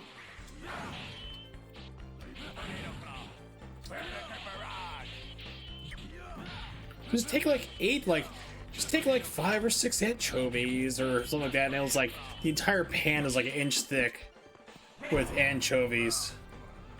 No, not anchovies, sardines. No, anchovies. I keep getting them all confused. Anchovies break down. They are what I call Italian MSG.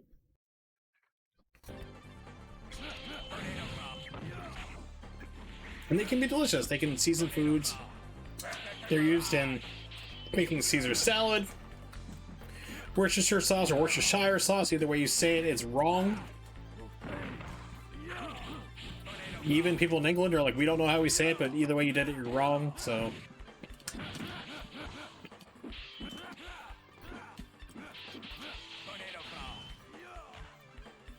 Remember, easy difficulty.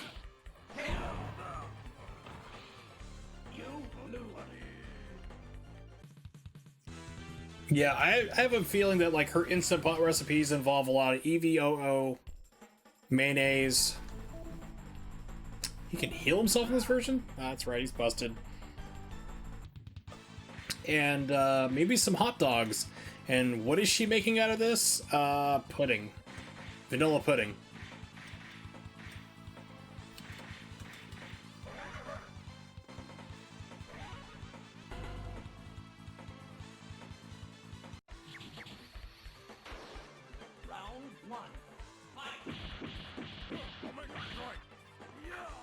I think this kick one is angled, and then the other one is just straight up. Yep, it is.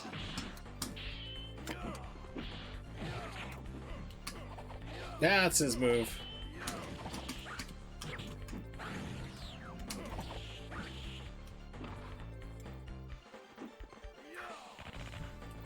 He's got like range, but poor Omega Red's kind of slow.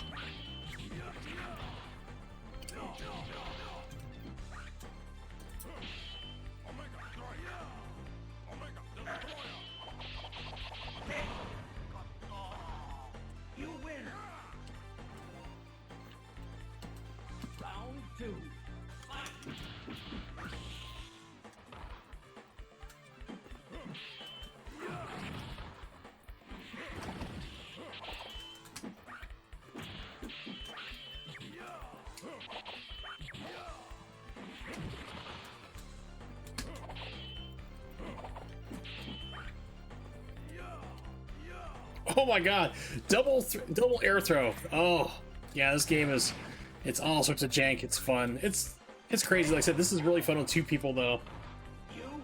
Because remember the arcades were just like, you'd see some crazy stuff. There's infinites all over the place.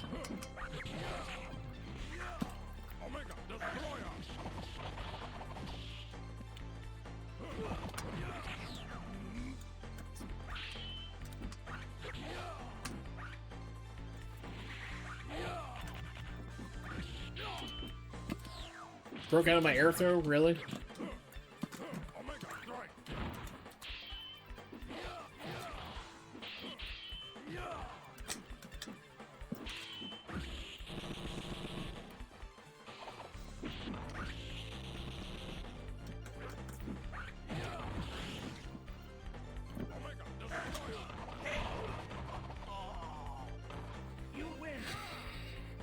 So what are some, let's see.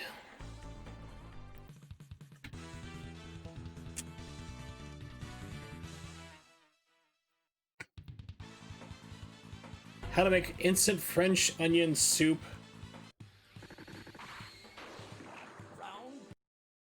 There's only one video from Rachel Ray on Instant Pot on YouTube. Oh, no. How to make hard-boiled eggs in your Instant Pot? That's somebody else cooking those. So that doesn't work.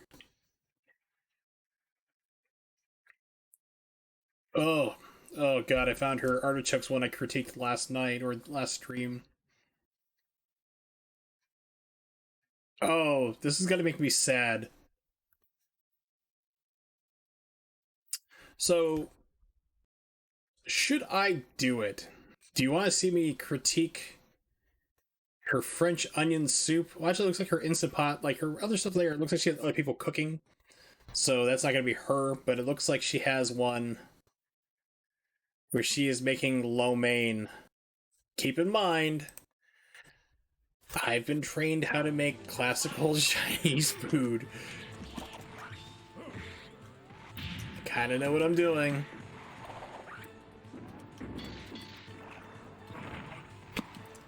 So if you want to see me critique her quote-unquote lo mein, let me know. I'll be happy to do that on stream for your amusement and my torture.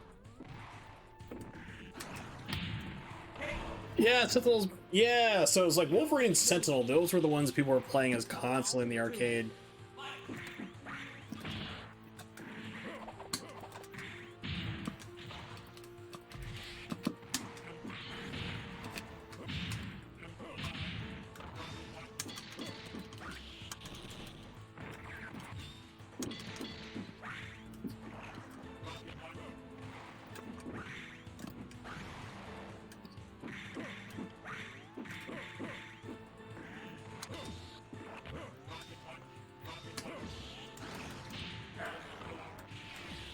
He is like draining my life, my special bar.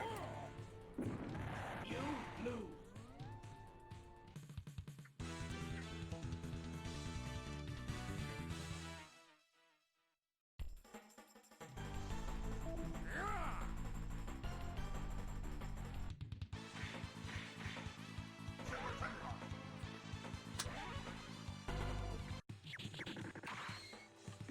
Round one.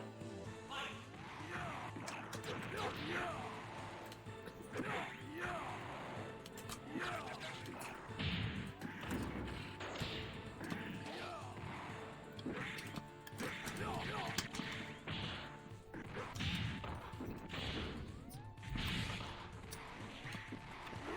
Yeah, so this game, if you press all 3 kicks, you have a super jump up, and all 3 punches at the same time, you do like a running forward move.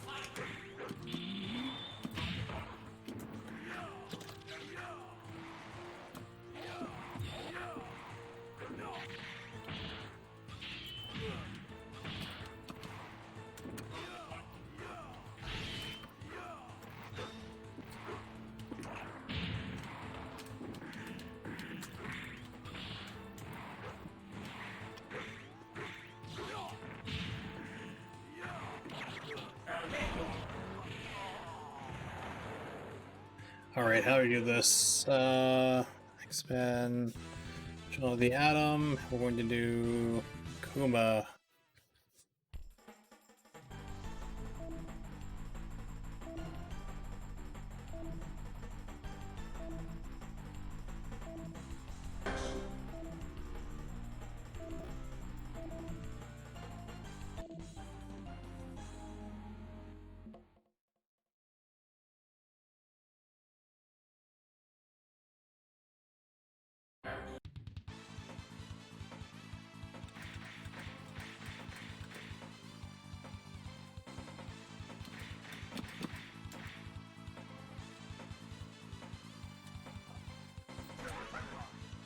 Nope.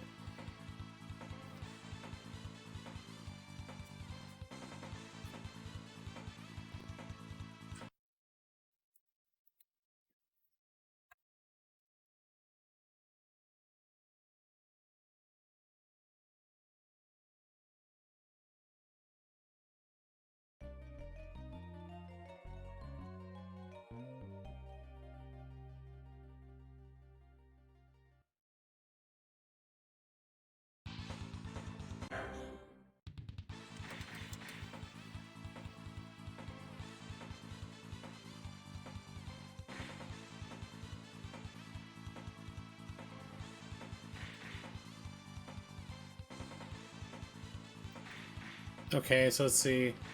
So we did that 3 seconds is Silver Samurai, Psylocke, Colossus, Iceman, Colossus, Cyclops, Wolverine, Omega Red.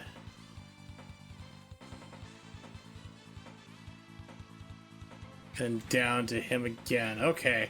This is really convoluted. Jeez.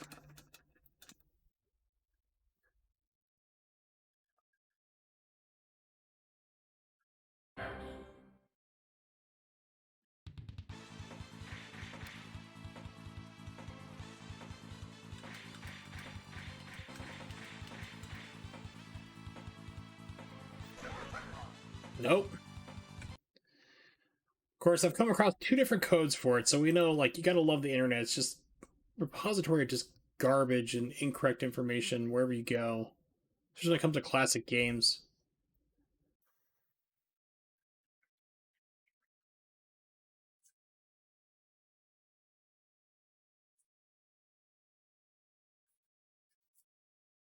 We'll give it one more try.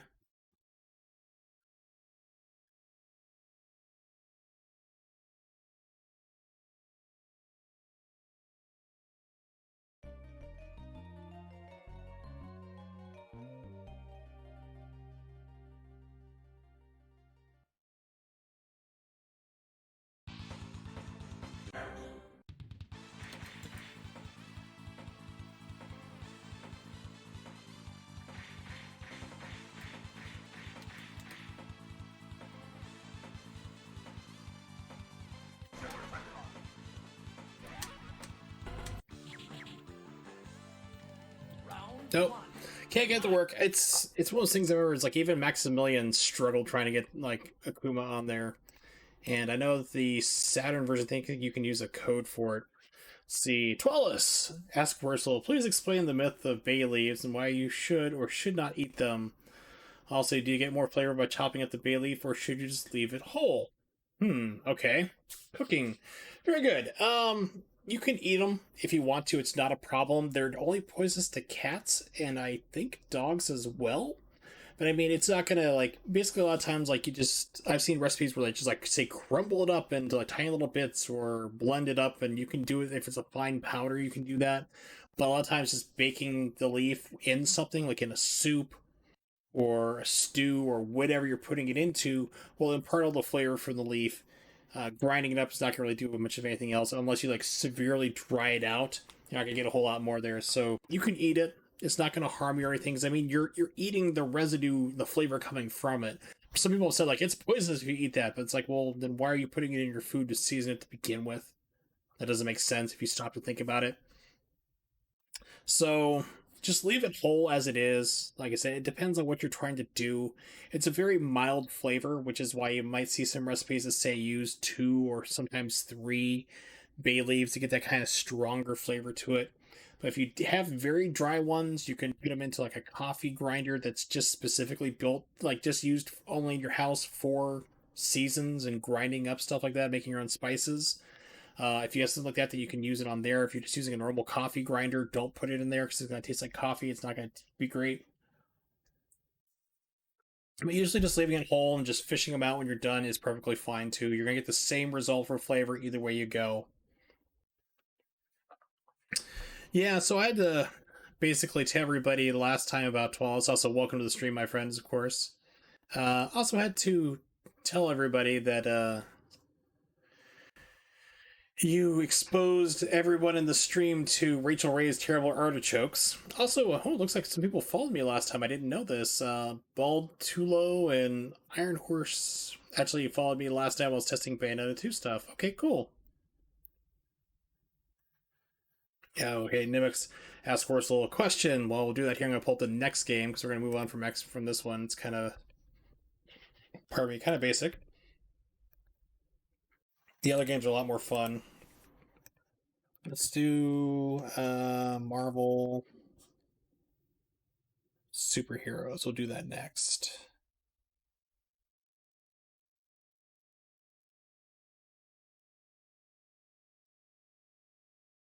Good, we got that. All right, so while we're doing this here, I'm going to pull up the things I need to get this configured correctly. Discovered something strange in my body, just realized the liquid's coming out below my stomach near my groin. What the heck's going on with me?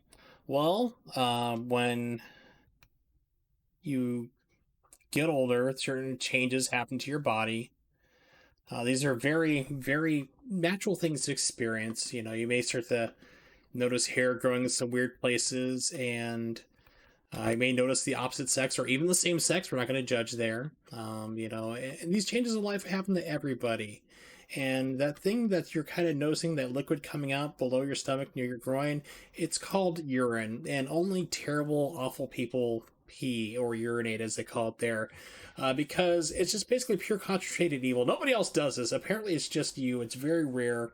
But having read up on a lot of stuff and things going on about the human body and rare conditions, yeah, you should probably be shunned. I wouldn't get married or have a love life or anything because what they find out that you pee, they're gonna leave you instantly. There, you might be fired from your job.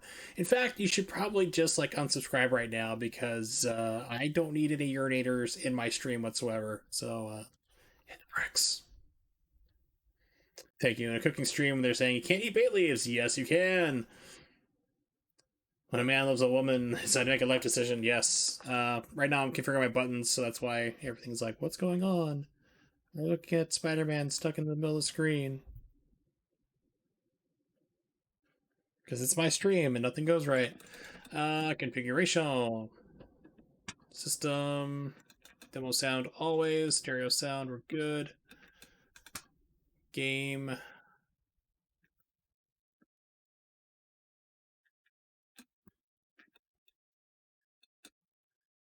Unless you're R. Kelly, then you need to urinate on 14-year-old girls, videotape yourself doing it, claim that George Lucas was involved in doctoring a videotape to frame you, get off for some reason, because apparently they hired the same jury that let Kaylee Anthony, O.J. Simpson, and Michael Jackson walk when they clearly had evidence against them. But apparently now R. Kelly's been in jail for like the last year and a half because federal charges for diddling kids.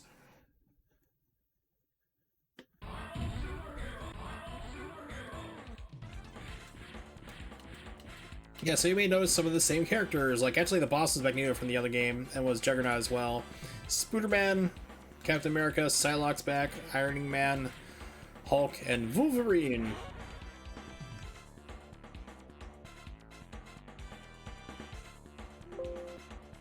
Wouldn't surprise me. Well, here's another fun fact. The Michael Jackson song, Pretty Young Thing, PYT as it's also known, does not say the word girl at any point in the song.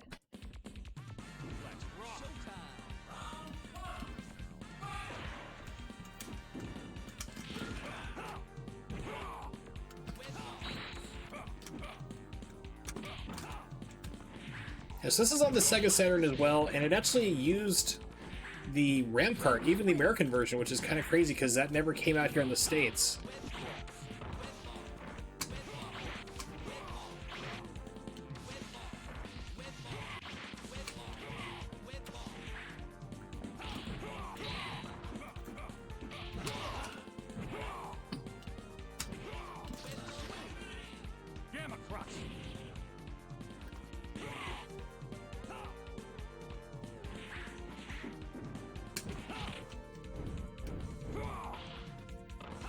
And it was weird because they didn't use like the full 4 megabytes either. Like, it was like you had a 1 megabyte card and a 3 megabyte card.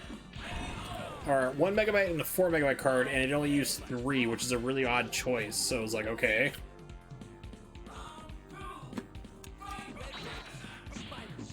Well, he had to get Bubbles up after a domestic abuse incident, which is where he's lucky he kept his face, but it wouldn't have mattered because it's all plastic and fake anyway, so. It's really funny because my brother and his friend years ago were at my place, and they didn't know Michael Jackson was black. They thought he was white.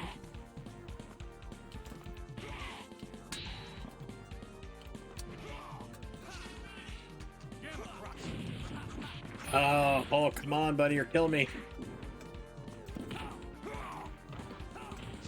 So I pulled out my Thriller album, my LP I have from 1983. And they're like, what? Oh, he was turning blue.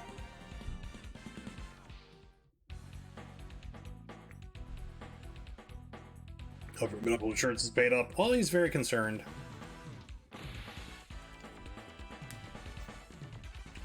So even though the Saturn version does use the RAM card unofficially, it's not required. You can play without it. You do miss some frames of animation, even if you do have it, so...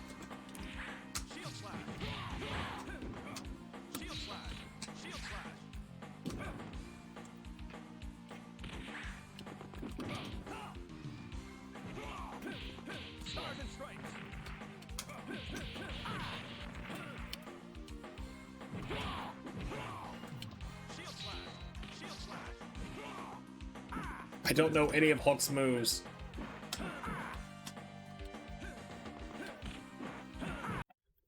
I told Michael Keaton was the best Batman. They banned me. Yeah, I saw Batman. I watched the Michael Keaton Batman, like the 88, 89 version.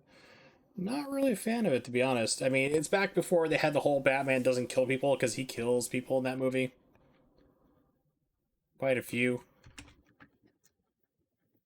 But I just never really bought him as a convincing Batman. And then I kind of learned, like, later on with Heath Ledger and his Joker that never judge a book. You know, like, never judge an actor before they get to it.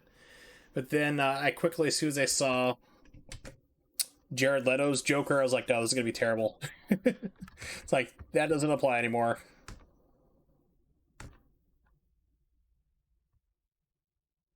But the new Batman that's going to be played by Robert Pattinson from Twilight fame, actually, it doesn't look too bad.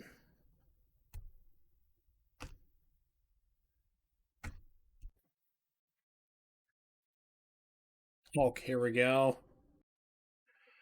God, what are your freaking moves? Here's an analysis. His standing jab's a great pecking tool to start. It's like, I need to know what the damn moves are. Please tell me. Gamma Tornado. He grabs somebody by the head and spins them around across the screen. Gamma Charge. Explains Gamma Charge and rushes the opponent, but he doesn't tell you how to do it. What is wrong with people on Game Facts?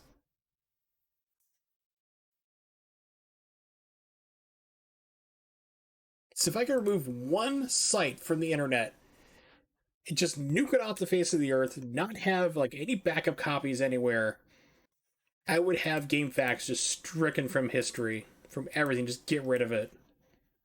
Heath Ledger's favorite Joker. Heath Ledger was amazing. Who did the new Joker? No idea. The last one that was in the Suicide Squad movie, which is really terrible, that was Jared Leto. Jack Nicholson was kind of okay, but Heath Ledger, he was the man. Don't label for Twilight. Actually, I remember that. What was it? No, it was before. Yeah, it was before Twilight happened. Because I actually saw that movie because I worked for AOL and they got us in to see that movie like a month before it released. Whatever it was, the one where they had him in there. Jack Nicholson was an amazing Joker. He was okay, but I mean, Heath Ledger just like came in. He's like, "This role is mine," and just like took it over. It's like, okay, uncontested, it's yours, buddy. Here we go, an actual move list. Half circles, okay, because I've been trying to do like full. That doesn't work. You know, the fireball stuff.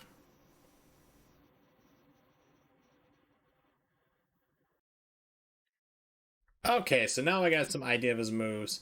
Jane DeVito did the best penguin. Eh. Joaquin Phoenix? Oh, the Joker movie that wasn't really about Joker. Right, okay. What's really cool though is like when you find out Heath Ledger's like inspiration for his Joker, it's drunken Tom Waits off a interview in Australian TV because Heath Ledger's Australian. it's like you can really see. I'll have to pull up in a second. It's like wow, it's the same mannerisms and voice, everything.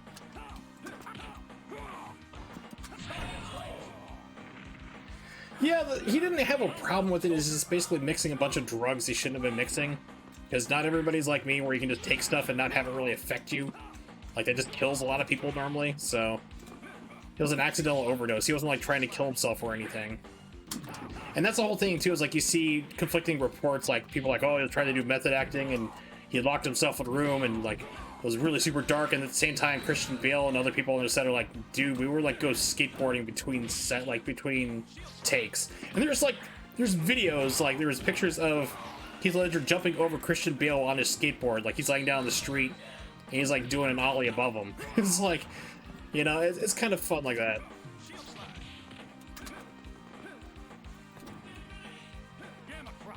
Oh, you can maneuver that in the air, okay. No offense, those people like her about like Margot Robbie as Harley Quinn. I don't think she's that great of an actor either. Just in general. What's up, Rodney? I haven't really seen her or anything that's like maybe really gonna go like, oh yeah, she's great. I'm just like, I haven't seen it yet. Yes, he was very hard to quit. I just can't quit you.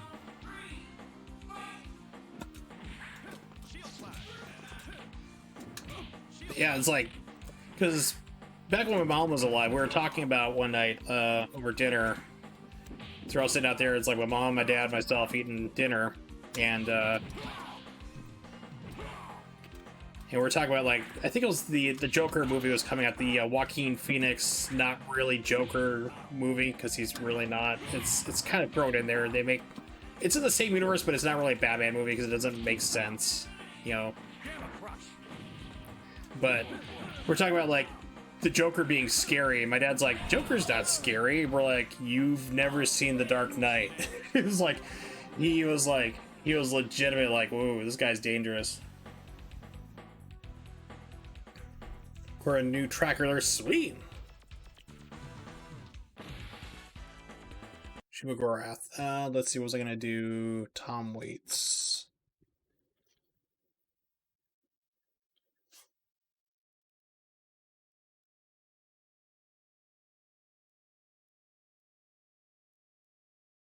One of the newest singing phenomena overseas is a 29-year-old. Yes, this is Tom Waits. This is very old. This is Australia, 1979. I turn up the audio for you guys so you can hear it, but just like listen to how he's talking. And this is what Heath Ledger based his Joker off of, like the talking mannerisms. How are you, Tom? Oh, I'm better than nothing. Yeah. Ashtray. We don't have. Can we have an ashtray? Got an ashtray, man? If not, wait. I'll tell you what. In the meantime, here. You can use this glass. All right. He's drunk as hell, by the way. How? Hang on. Are you all right? Yeah, it's just All fine, right. thank I just you. want to check until you settled in. It's like, that's yeah, all. fine, thank you. Get comfortable here. Okay. How long? Nice shot. Here it is. It's okay. Story might. We all miss once in a while. How long have you been here in Australia now? I got here last night. I was on the plane from Paris for about 22 hours. Mm-hmm. It was a fascinating flight. Like I said, it's like it sounds just like Heath Ledger just copied this. Is like, I'm going to take that and use that for inspiration for Joker's voice in the film when I play him. It's like it's crazy.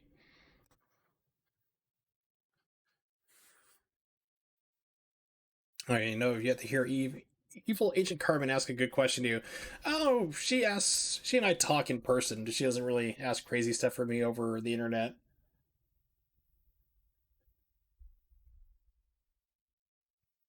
Tom Waits also reminds me of the actor Jack Nance. Yeah.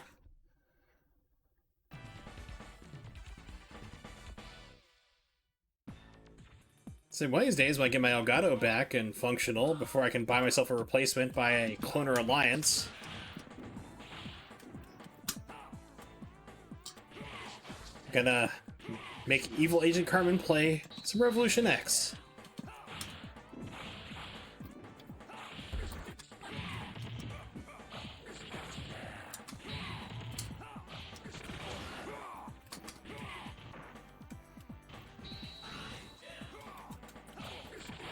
How do I get gems to activate? Okay, it's supposed to be fireball back and 2 punches.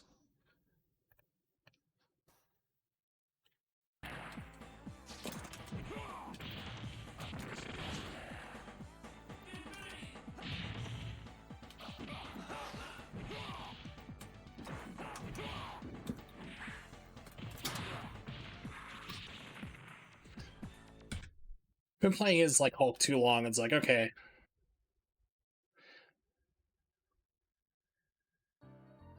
No, she almost started to break up with me. I was like, hey, let's play some Revolution X. She's like, I will dump you.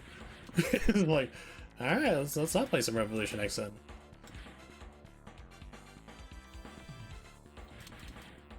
Blackheart, I don't remember him. He's in Marvel Superheroes vs. X-Men though.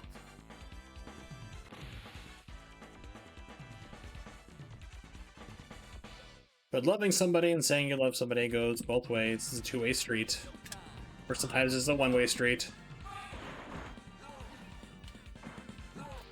That's right, he's this weird floaty character, which is why I never played with him in Marvel Superheroes.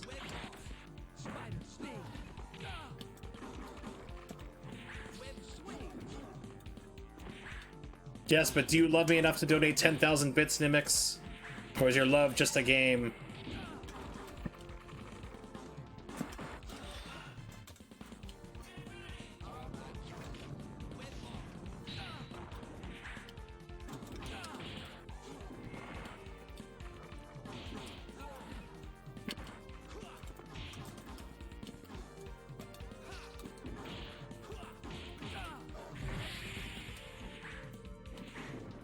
It can be lots of things.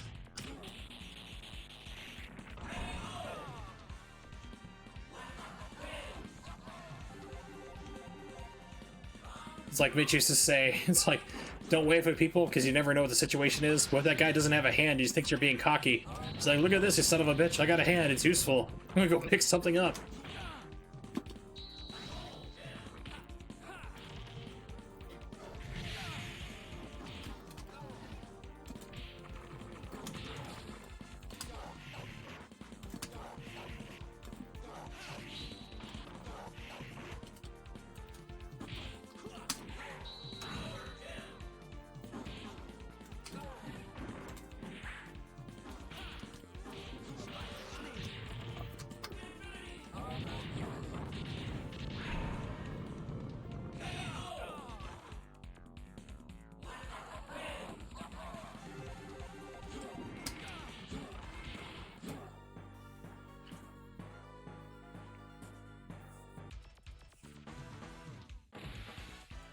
Wow, that was fast. Hit the start button. It's like, yeah, we're gonna skip all that.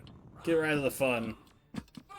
Yeah, Shumagorath was also a Marvel superheroes. I mean, it's like you have all these classic games now, but you don't realize, like, looking back to the old ones, they just basically copied assets. They're like, well, hey, let's put Shumagorath and Blackheart in Marvel superheroes versus Street Fighter. Because we have their assets from a game we did 2 years ago, just copy them over. It's the same engine. We'll make it work with the different stuff we have going, like, you know, graphic engine wise, and then it's good. It's like we don't have to build anything from scratch. Do any animations.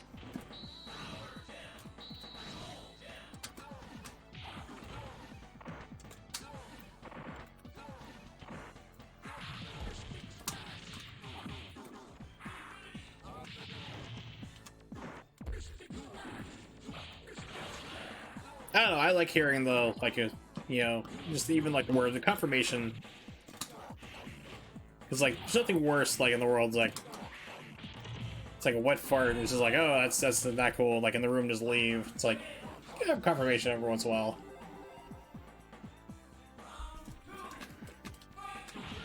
Oh no.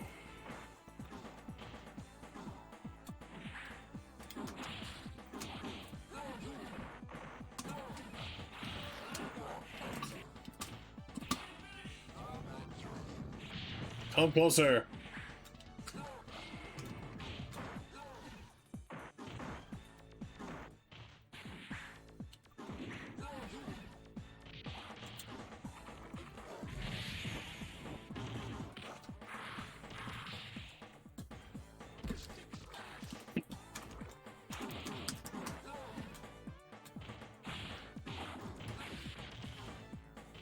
Battle the slow people. And we're not talking about my family reunion.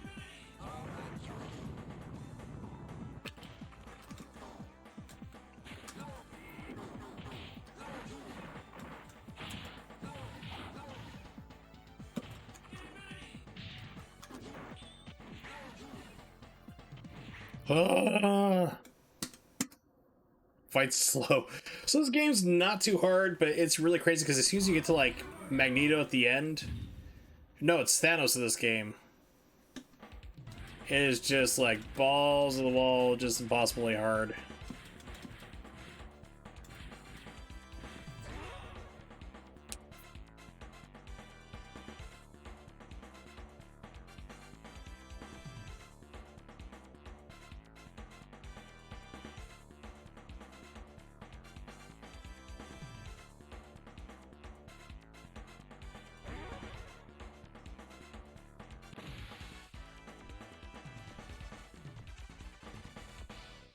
Alright, here we go. Then we'll move on to XMen versus Street Fighter after this, which is my favorite. Yeah, it's like Psylocke, for whatever reason, they give her a triple jump in this game. She's like always like, completely broken in these games. They're like, yeah, well, we'll just give her like even more movement, mobility, and speed. Nothing will possibly go wrong.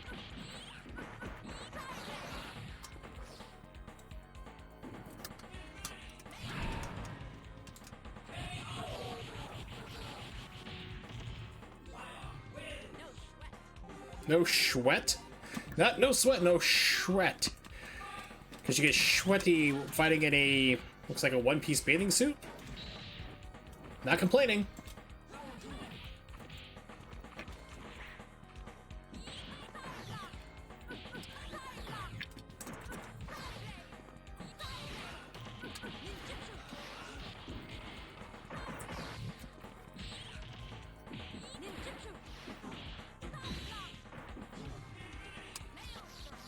Ah, that's right, that one goes straight up, that's not cool.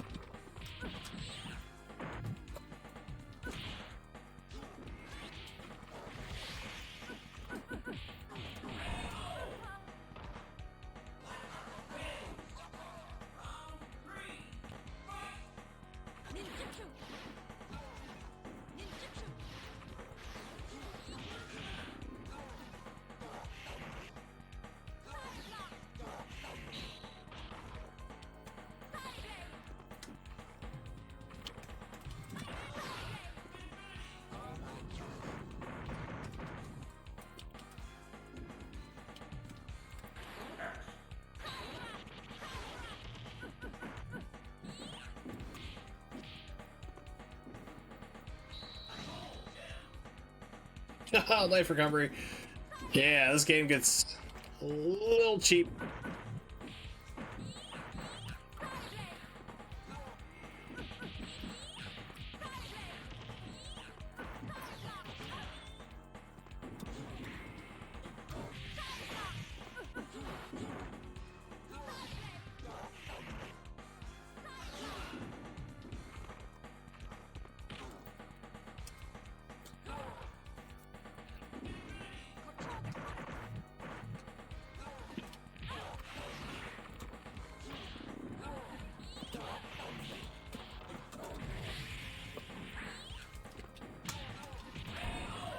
All right, so give me a break here.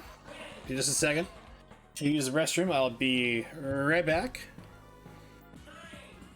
Hit your opponent in the air. It's time for an air combo. Really, that's why. So hang tight. Let this play out here a second, and I will be right back.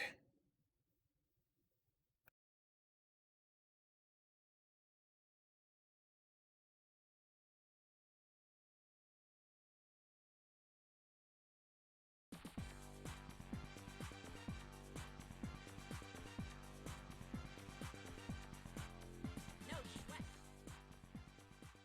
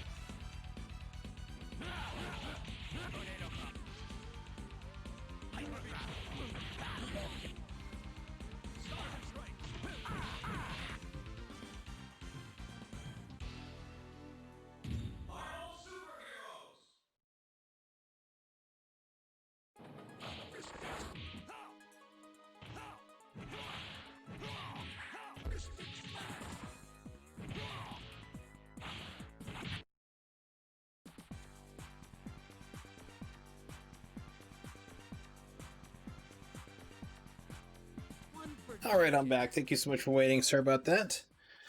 All right, I'm gonna move on to my favorite game, which is X-Men versus Street Fighter. It is like solely 100% the reason why I bought my Sega Saturn, because the local store was getting rid of it, and they had this game and the 4 MB cart like imported from Japan. And I was like, I gotta get it. Because I mean, my brother and I, like in my pretty much in my Saturn video, I keep saying I need to get back to finish my Sega Saturn project. It was literally we've spent enough money on this game in the arcade that if we had just saved it up, we could have bought our own arcade machine itself. So it's like going there and just spending quarters constantly. And then all of a sudden we had the Sega Saturn version, and it's arcade perfect, right down to like no load times, just about. And we're like, holy crap! It's like we don't need to play this in the arcade anymore, and we didn't. It's like it was.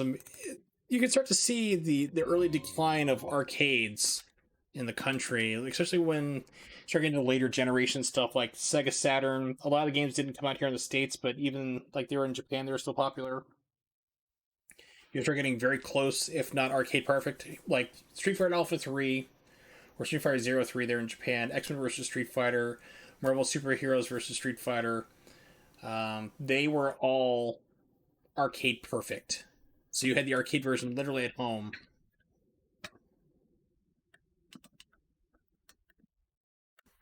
One coin, one credit. Sound on. That's good.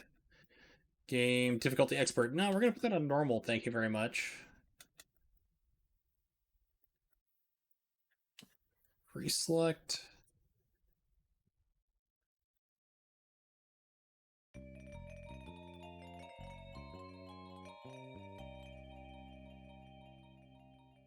So, Carbon, if you're still around, What exactly are you working on or crocheting?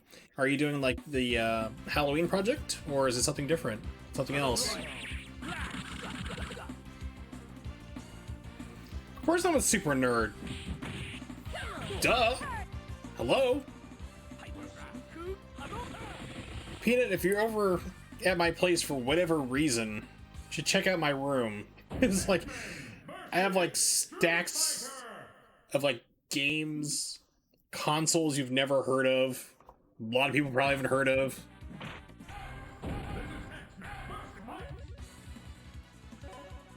Oh yeah, and then of course, like the worst kept secret in the entire game, Akuma's a secret character. Just press up to get him. Very hard to find.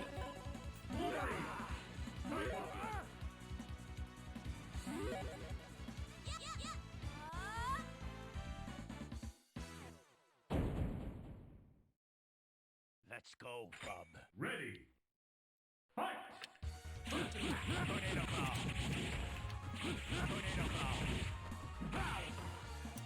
So what makes this game unique is you actually have a tag mechanic, so you can switch out your characters anytime, as long as they're not knocked out. You don't have 2 rounds, it's just 1 round until both people are defeated.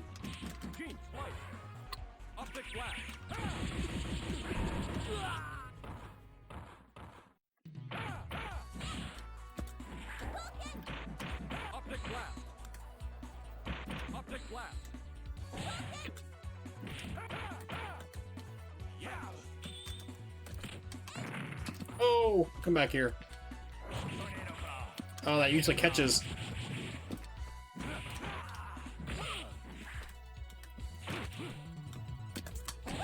Oh, knocked me out of my super. Will it catch? Yep.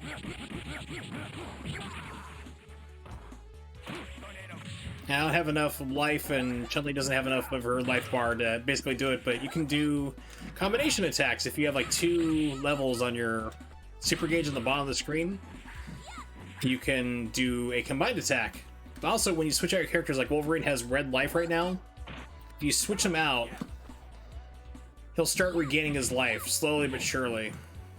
You can see it's like slowly going back up now, like the little gleams. Oh, hemming pants, okay, cool.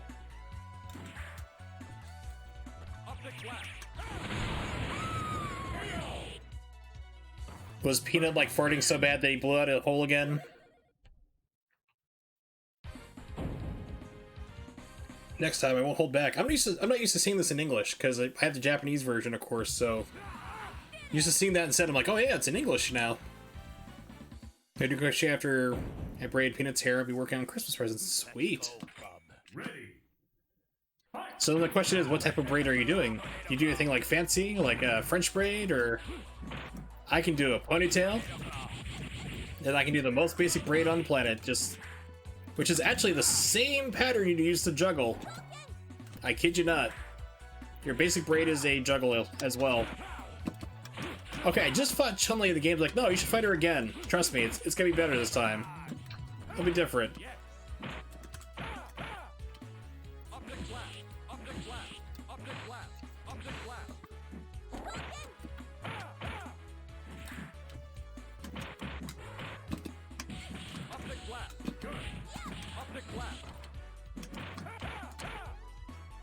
Dutch braids, ooh, fancy. Alright, so Rogue, she can copy anyone's ability.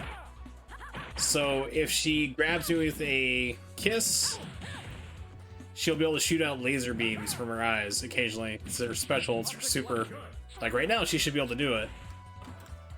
The game feels like, let's see if it does.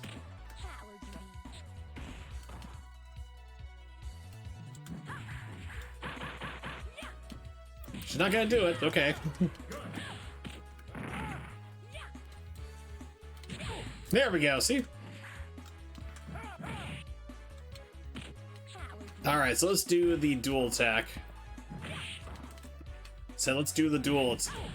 Rogue, stop it. You're not being... You're trying to show off things, okay? You're not being helpful right now. Now, it depends on, like, what characters you have. It can be a really good or really bad setup. Like, Wolverine Cyclops good for melees, but like they don't have good synergy between the two of them for their special moves.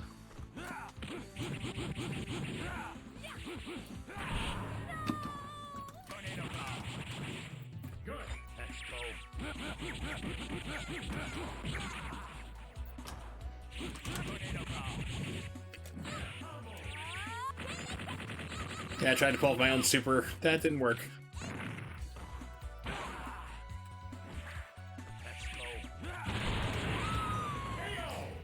And what you can also do is press start. And just keep hitting them off the ground if you want. Don't mess with me, bub. Bub, bub, bub, bub, bub, bub, bub.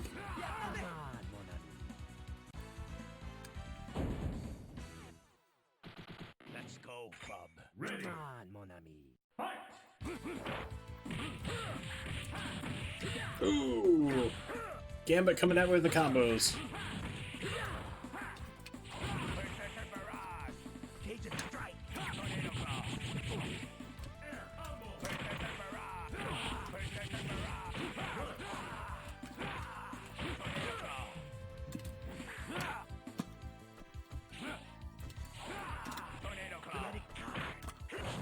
Credit card, what? Now, the Saturn version is arcade perfect, but I'd actually argue it's better than the arcade version I'm playing right now.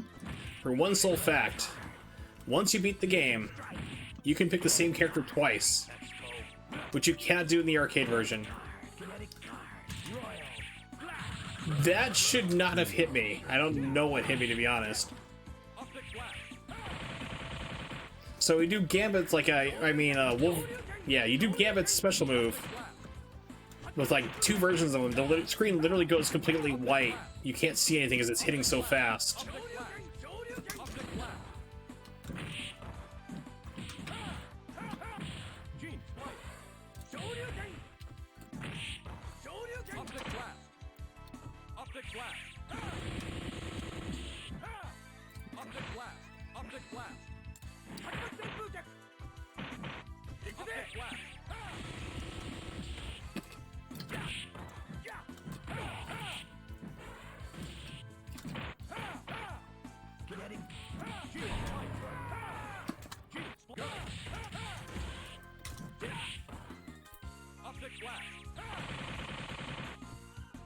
Trying to chip him out wasn't enough. There we go.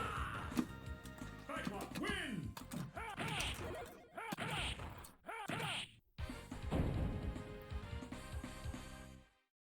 I fight for the dream of unity?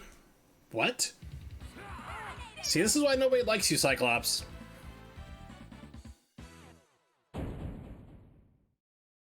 Let's go, bub. Ready. Fight. So because of this game, you know, bringing Cammy into the Marvel franchise like this, you know, the tag team series, she got kind of popular. And especially in Japan, so Street Fighter Alpha 2 had just come out, or Street Fighter 02, depending on your region. And people were like, wow, Cammy should have been in this game. So they actually re-released it. It's called Street Fighter Alpha 2 Dash or Gold. Either way, it's the same thing. But they added Cammy into the game during verse mode, which is like 2-player. And you had to do a code to unlock her, which is kind of weird. But it's the exact same sprites that they use for this because Capcom was lazy again. They're like, sure, we'll put her in the game. Just use her XMen vs. Street Fighter sprites and moves. It'll be fine.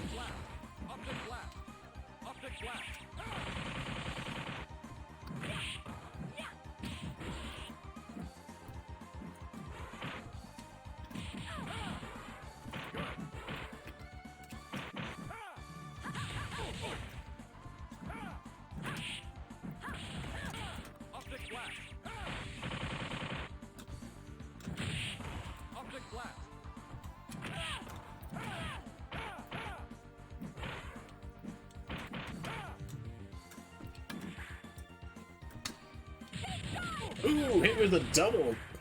Nice.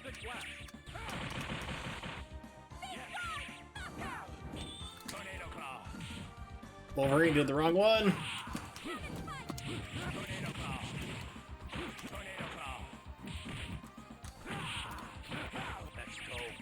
Should chip out? Nope. Yeah, block supers in this game do not do a lot of chip damage.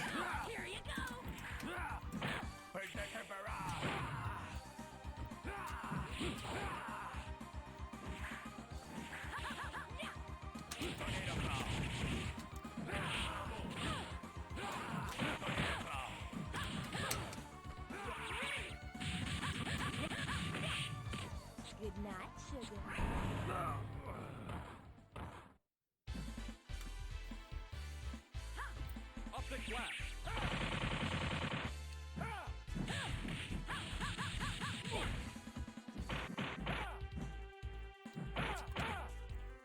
Stop blocking everything I do.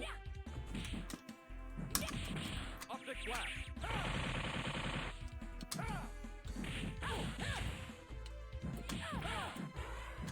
Huh, it wouldn't follow her up. Okay. There we go.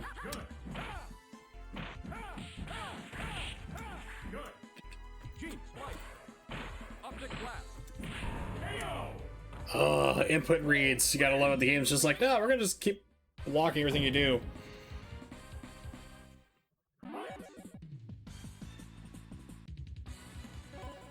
Alright, let's see who else we got. Should do some Kuba.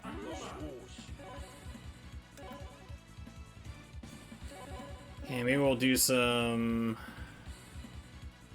I'll do some basic Ryu.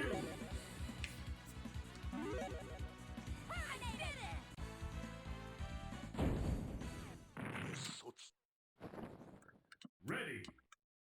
Fight.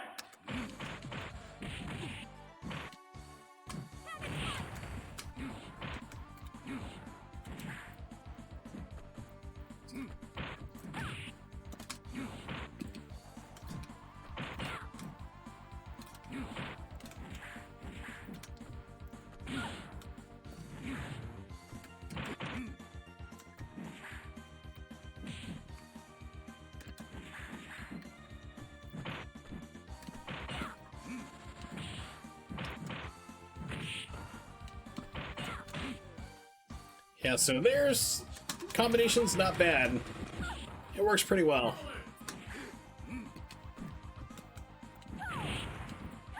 But of course, I forgot, like, this is like Neo Geo level reading of like inputs. Just instead of like trying to like intercept you with moves that go faster, it's just like, no, we're gonna just block everything you do just about.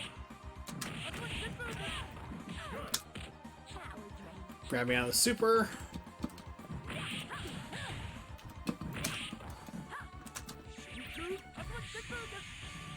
Just literally one pixel out of range. The sucker into the vortex.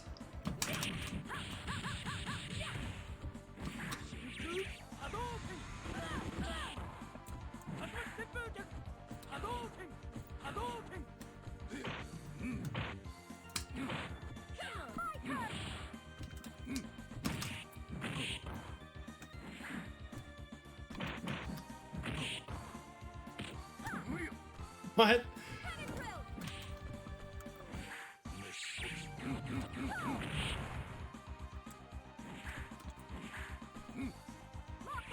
How did that miss? It's like, no, we're gonna have to go right through. It's cool. Trust me.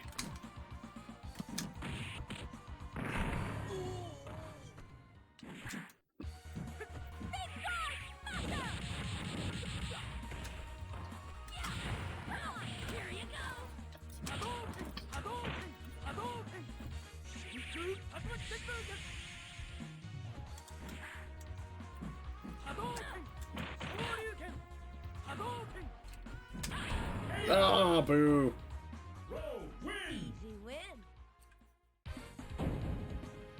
So basically, get the whole gist of it here. It's basically just, you know, just basically it's a tag battle. It's the first of the tag battles that kind of become a big thing, which is what eventually led to games like Marvel vs. Capcom 2 and 3 Ultimate, the failed Marvel vs. Capcom Infinite. So that's all good. Let's move on to the next one. Let's see the game. We're going to go into Marvel Superheroes versus XMen or Street Fighter.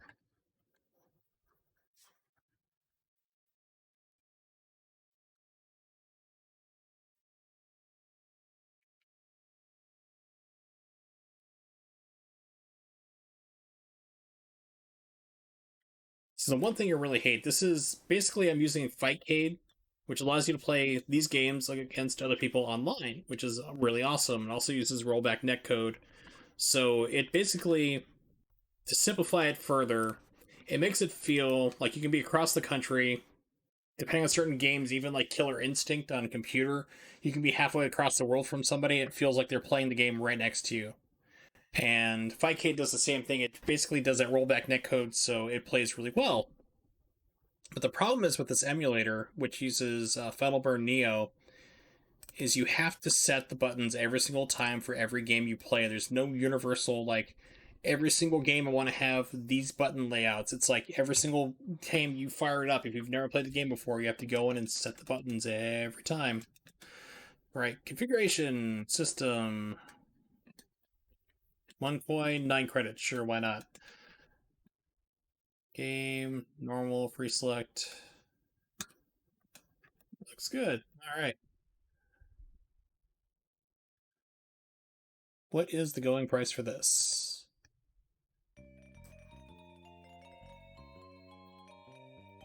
So I think I bought this copy for like $30 for my Saturn, which is a steal of a deal once again. It's like the only time I buy games on eBay is like if I can get a really good deal, like when I got for XMen earlier. Capcom and Marvel have joined forces once again to bring you in Marvel Superheroes vs. Street Fighter. Survive Uncanny Adventure. So this game's going, the Saturn version is selling for around $100, $100 to $120 on average. Are you ready for a new challenger? And the reason why I didn't bring up the PlayStation version is because you couldn't switch characters. Choose your alter ego. And, yeah, this is garbage. Sakura! You couldn't switch your characters on the PlayStation version, it was missing frames, took forever to load. And once again, the Sega Saturn version was 100% perfect, down to the 0 load times, just like this arcade version. It's stunning to watch a game from 1997 load faster than games do now on modern consoles. Ready. Fight.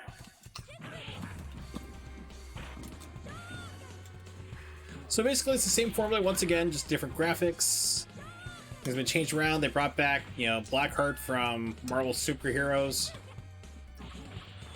Add in Sakura because she was popular from the Alpha series.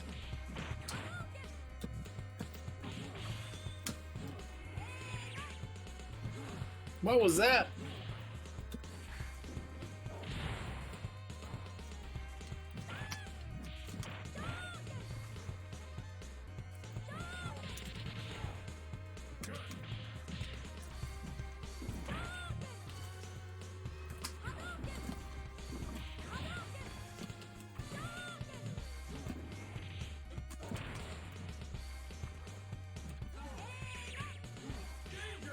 What is... I don't remember what a super move is for that. Dan, come and save me, buddy.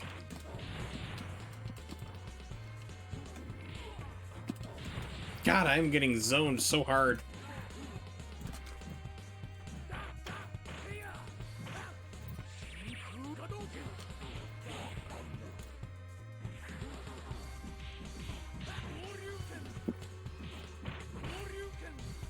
I can't take it, this game's so slow.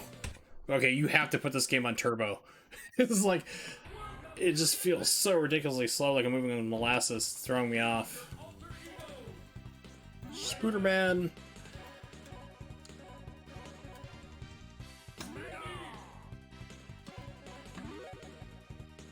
Turbo, there we go. Okay, this should be a little bit better, hopefully. Ready. Fight.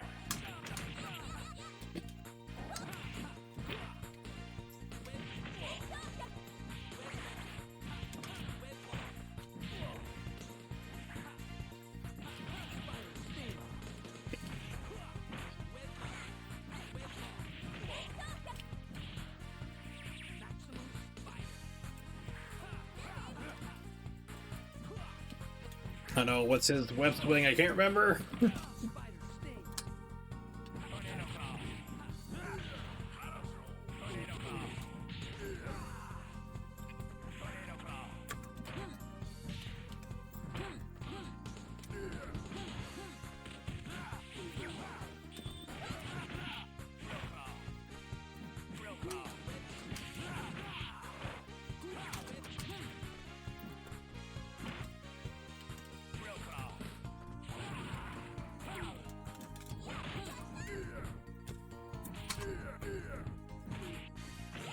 Thank you. Why can't I pull off your super? There we go. Yay! All the pretty colors. Hope nobody's epileptic. If you are, too bad.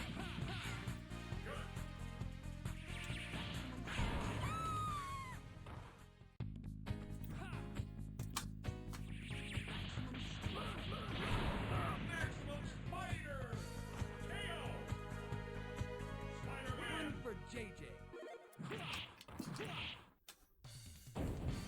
What happened? Not a clone, I'm the one and only. Somebody ever accused Spider-Man of being a clone? Did I miss something?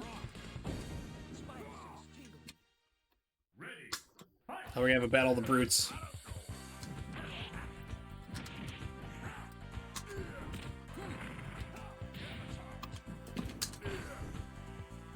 It's a Mega Man in the background. He wouldn't make it into one of these games until... Whoa. I forgot he has the anti-air. Oh my gosh. Marvel vs. Capcom Infinite? Yeah, that was like the X version.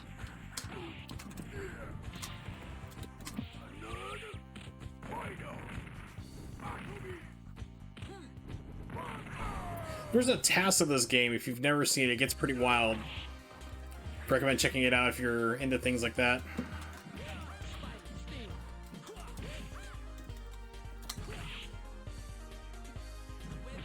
There we go. Found it finally.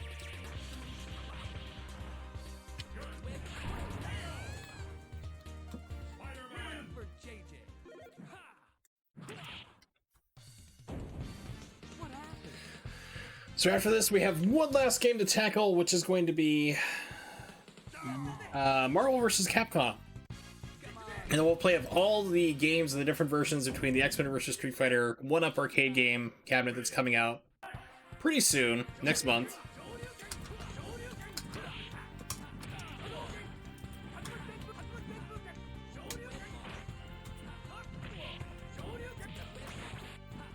Wow, the computer broke out of that real fast.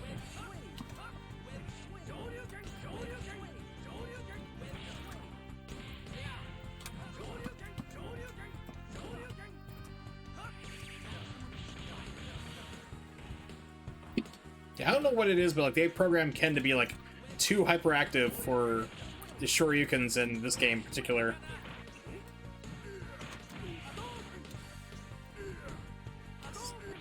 Okay, so I think it was X-Men vs. Street Fighter. That would go through fireballs, if I remember correctly. The spinning lariat.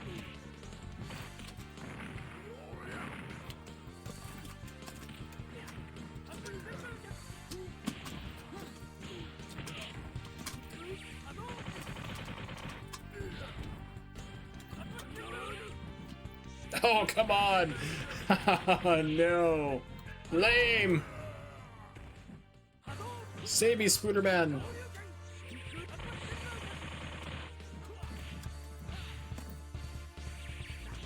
Caught him on the backdash. Okay, we're still alive.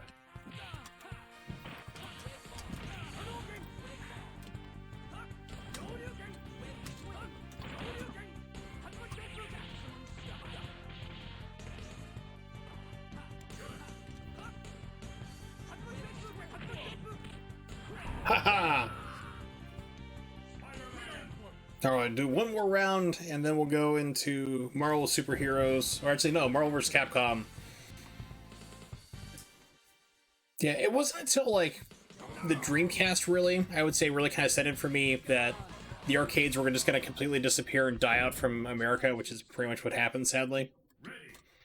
Because at the time, before the Dreamcast release, there was Soul Calibur. You could play that in the arcade. It was basically a System 22 game from Namco, which was a PlayStation 1 with extra RAM. So I had been playing Soul Calibur for like 3 or 4 months. Actually, it was probably about half a year, because the game had been out for a while. And then all of a sudden the Dreamcast launches, and the launch game is Soul Calibur is one of the launch games. Actually, the Dreamcast launched with 18 games, which is crazy if you think about it. Because now you have like game systems launching with like 2 or 3 games if you're lucky. It had Soul Calibur, and it was better than the arcade version. It looked like leaps and bounds better. It's like, it didn't look, you know, because you go from like PlayStation, all of a sudden like massive 3D visuals, it just looked amazing.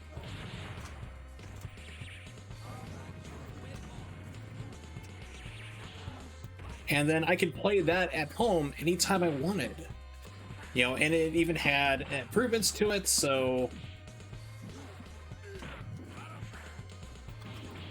it's like it had like a warrior, like an online mode, not really online mode, but it was like it's like an RPG-ish mode, like where you had to travel around the world, and it was really cool. And I was like, well, I can buy this game for $50, which I did, and then play it however much I wanted to. Good night, Peanut. Thanks for hanging around, listening to my insanity, and realizing that I'm a massive nerd. For some reason you didn't know that, but do well. Hopefully you're doing good in school and your job, and I will hopefully see you again soon. Miss hanging out with you guys, and especially with you. You're a lot of fun. Mega Red, why are you doing this to me, buddy? Why?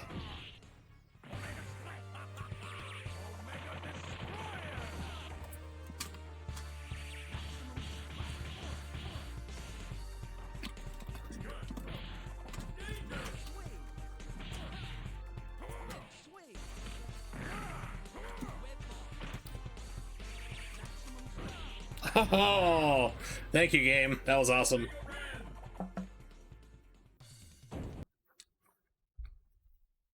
Getting off here too. Think meds kicking in. I'm gonna try to breathe and get some sleep. Well, I love you, Carmen, and definitely help you feel better. Like, say if you need any help for anything at all, give me a call. You know how to reach me. I'll be come running and help you out any way I can. Definitely start to feel better soon. Like I said, I'm still worried about you, but try to get some sleep. I'll talk to you tomorrow. I'm actually going to be wrapping up my stream pretty soon anyway. I got one last game to tackle, then I'm done. Night.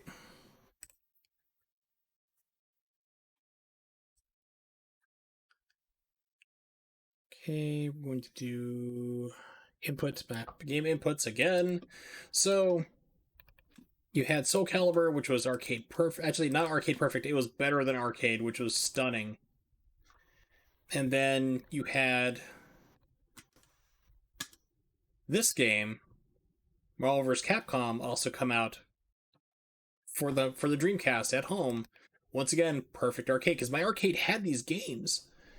And then all of a sudden you could, like I said, spend $50 and you could play it at home anytime you want. I bought the arcade stick, the big green monster, as it was nicknamed, and it was like, there was no reason to go out. And then eventually Street Fighter 3 got ported and Double Impact, and it became really apparent that the Dreamcast was able to do arcade games were even better. Crazy Taxi was an arcade game.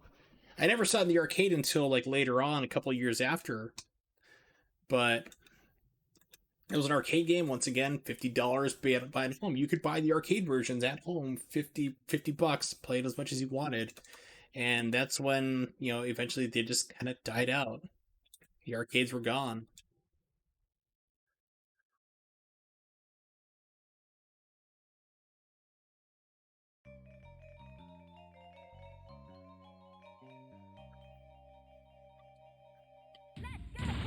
Marvel vs. Capcom. Class, select your hero.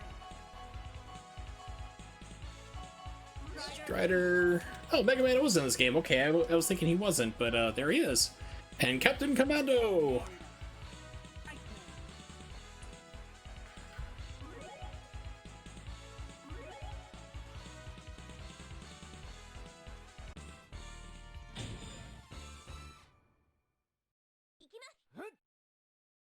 Ready.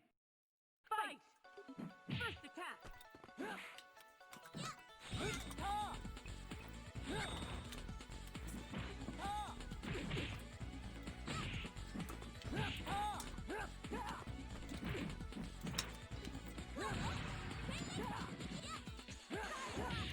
Okay, that's what it is.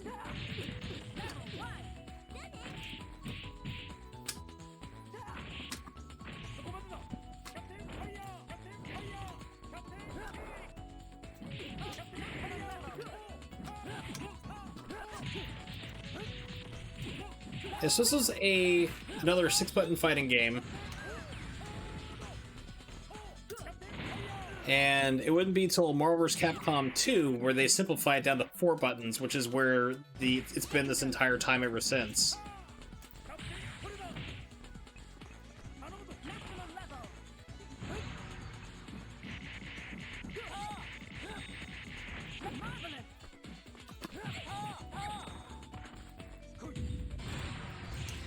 And here's the big gimmick you could do. If you position it right, you can get them in between both characters and just wail on them, which is a lot of fun. So that was the gimmick for this game, is you could bring in 2 players at the same time. Ready. Fight. First attack. Just gonna hang out here. Oh no, I forgot you drop off. I'm like, I'm just gonna cheese this out.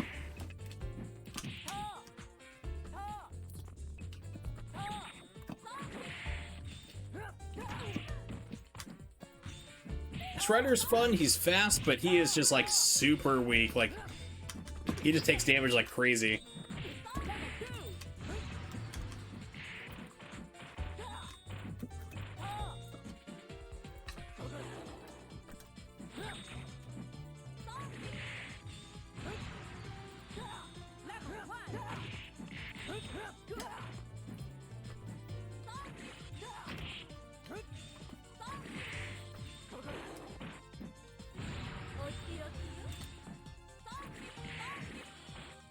Donkey? What? Chipper out. Well, that's right, there is no chip in this one. War Machine, which is like the lamer version. I say lamer version, I'm sure somebody mains War Machine's like, how dare you say besmirch War Machine's fine name. Lamer version of Iron Man.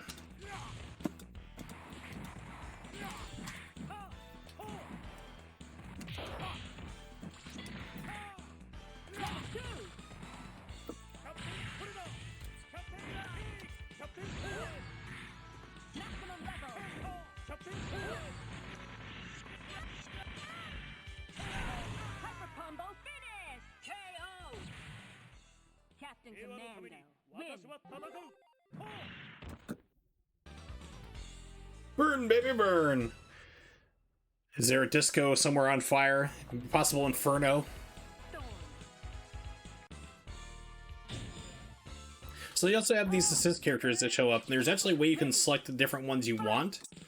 It requires different button presses, and I don't know what they are because it's been too long since I played this, but I do enjoy this game. It is in my physical collection.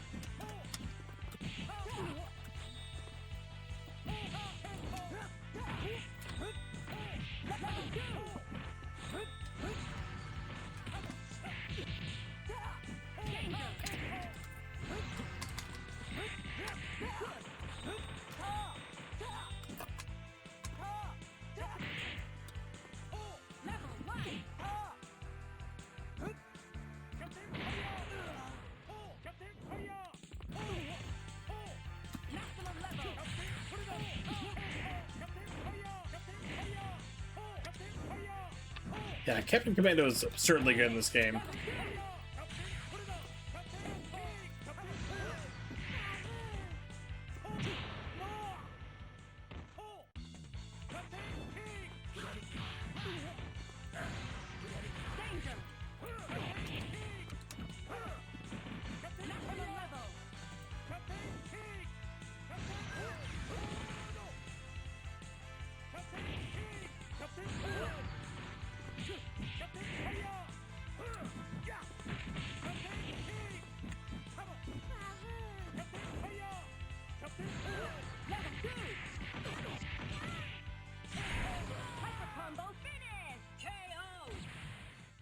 Captain Commando, win.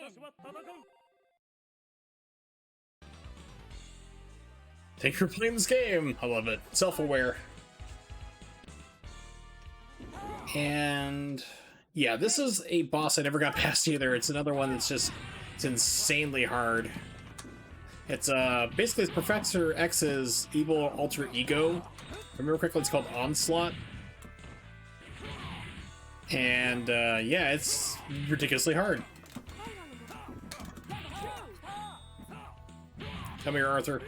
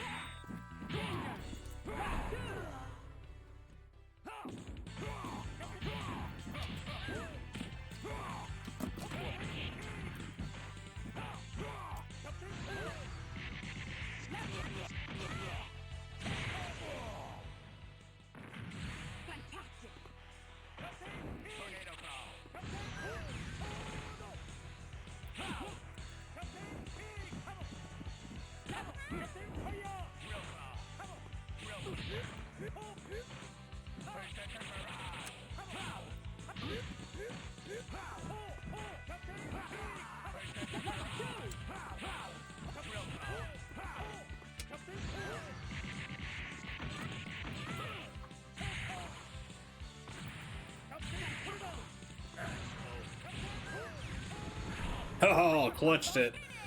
Oh, man. Captain Hey, level Commando. committee. Win. Captain King, come on.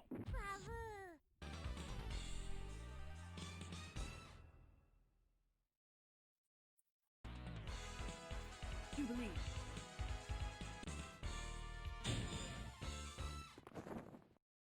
Ready. Fight.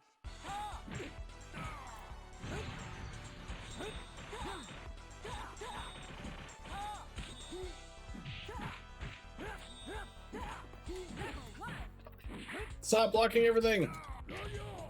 Good. Level 2. Danger. Level 2.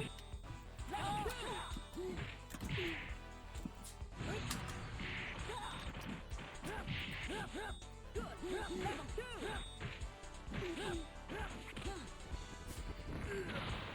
Can't believe you blocked that. Level 2. So I can, really, but...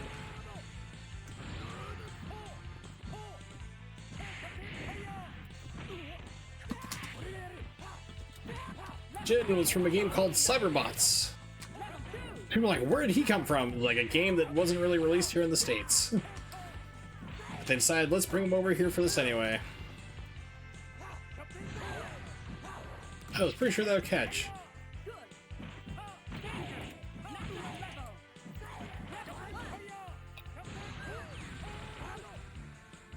Walks forward and blocks, okay. There we go. Jin. Win. Go back to playing the video simulations, weakling. 8. 0. Game over. Cap. Alright, and with that...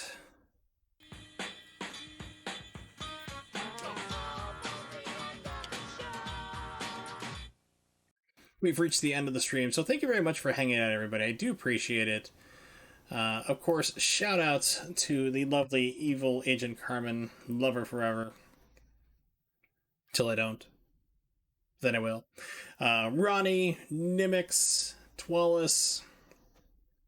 I think that's everybody who's chatting here today. And of course, anyone else who's lurking, you guys are always cool. Always appreciate it. I stream every other day at 8 p.m. Eastern Standard Time, so if you don't know when that is, it's going to be on the Thursday the 17th.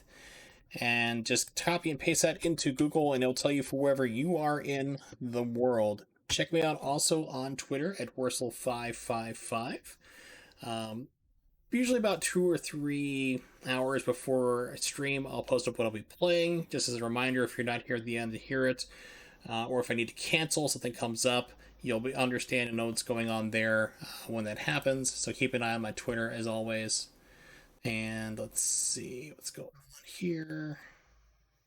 Not seeing a whole lot. So I'm not sure what I'm going to be playing next stream, to be honest, because I went through, did what I wanted pretty much for that. Probably maybe go back to Yoshi's Woolly World, go back to that, because it's kind of, I don't really have anything else I can really play at this point in time. So trying to think of other things to be done while I'm waiting for Elgato, who I need to call tomorrow, say, what the hell's going on? Where's my capture card replacement, you hacks? That's under warranty, because it broke after 2 months. So I need to find out what's going on with that and get that back. A couple different ideas, though, for different games. I always think of different things popping up throughout the day. So I'm thinking it's probably going to be more Yoshi's Woolly World. Continue through that game, try to see if we can get beat it up. And after that, I'm not quite sure. We'll just kind of play it by ear, maybe some PC games. I'll figure it out. I just gotta remember, because I have good ideas throughout the day. GoldenEye. I'd like to do that sometime.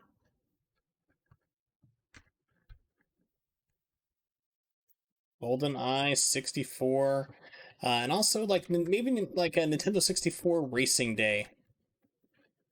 Because there was a lot of fun racing games for Nintendo 64. So those were like two ideas I was thinking of earlier. I couldn't remember. So we'll get those eventually. But it looks like it's gonna be Yoshi's Woolly World for the Wii U. We're gonna continue on that. I think I just beat. No, I think I just got or beat World 3 in that game. So we'll keep plowing through that. Till then, have a good one. Hopefully, catch you guys next time. Ompex? What?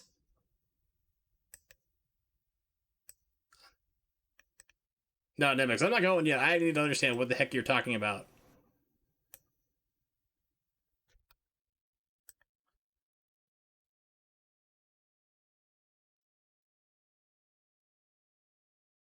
The drug? Is it oxycodone? I've never heard of a drug like that.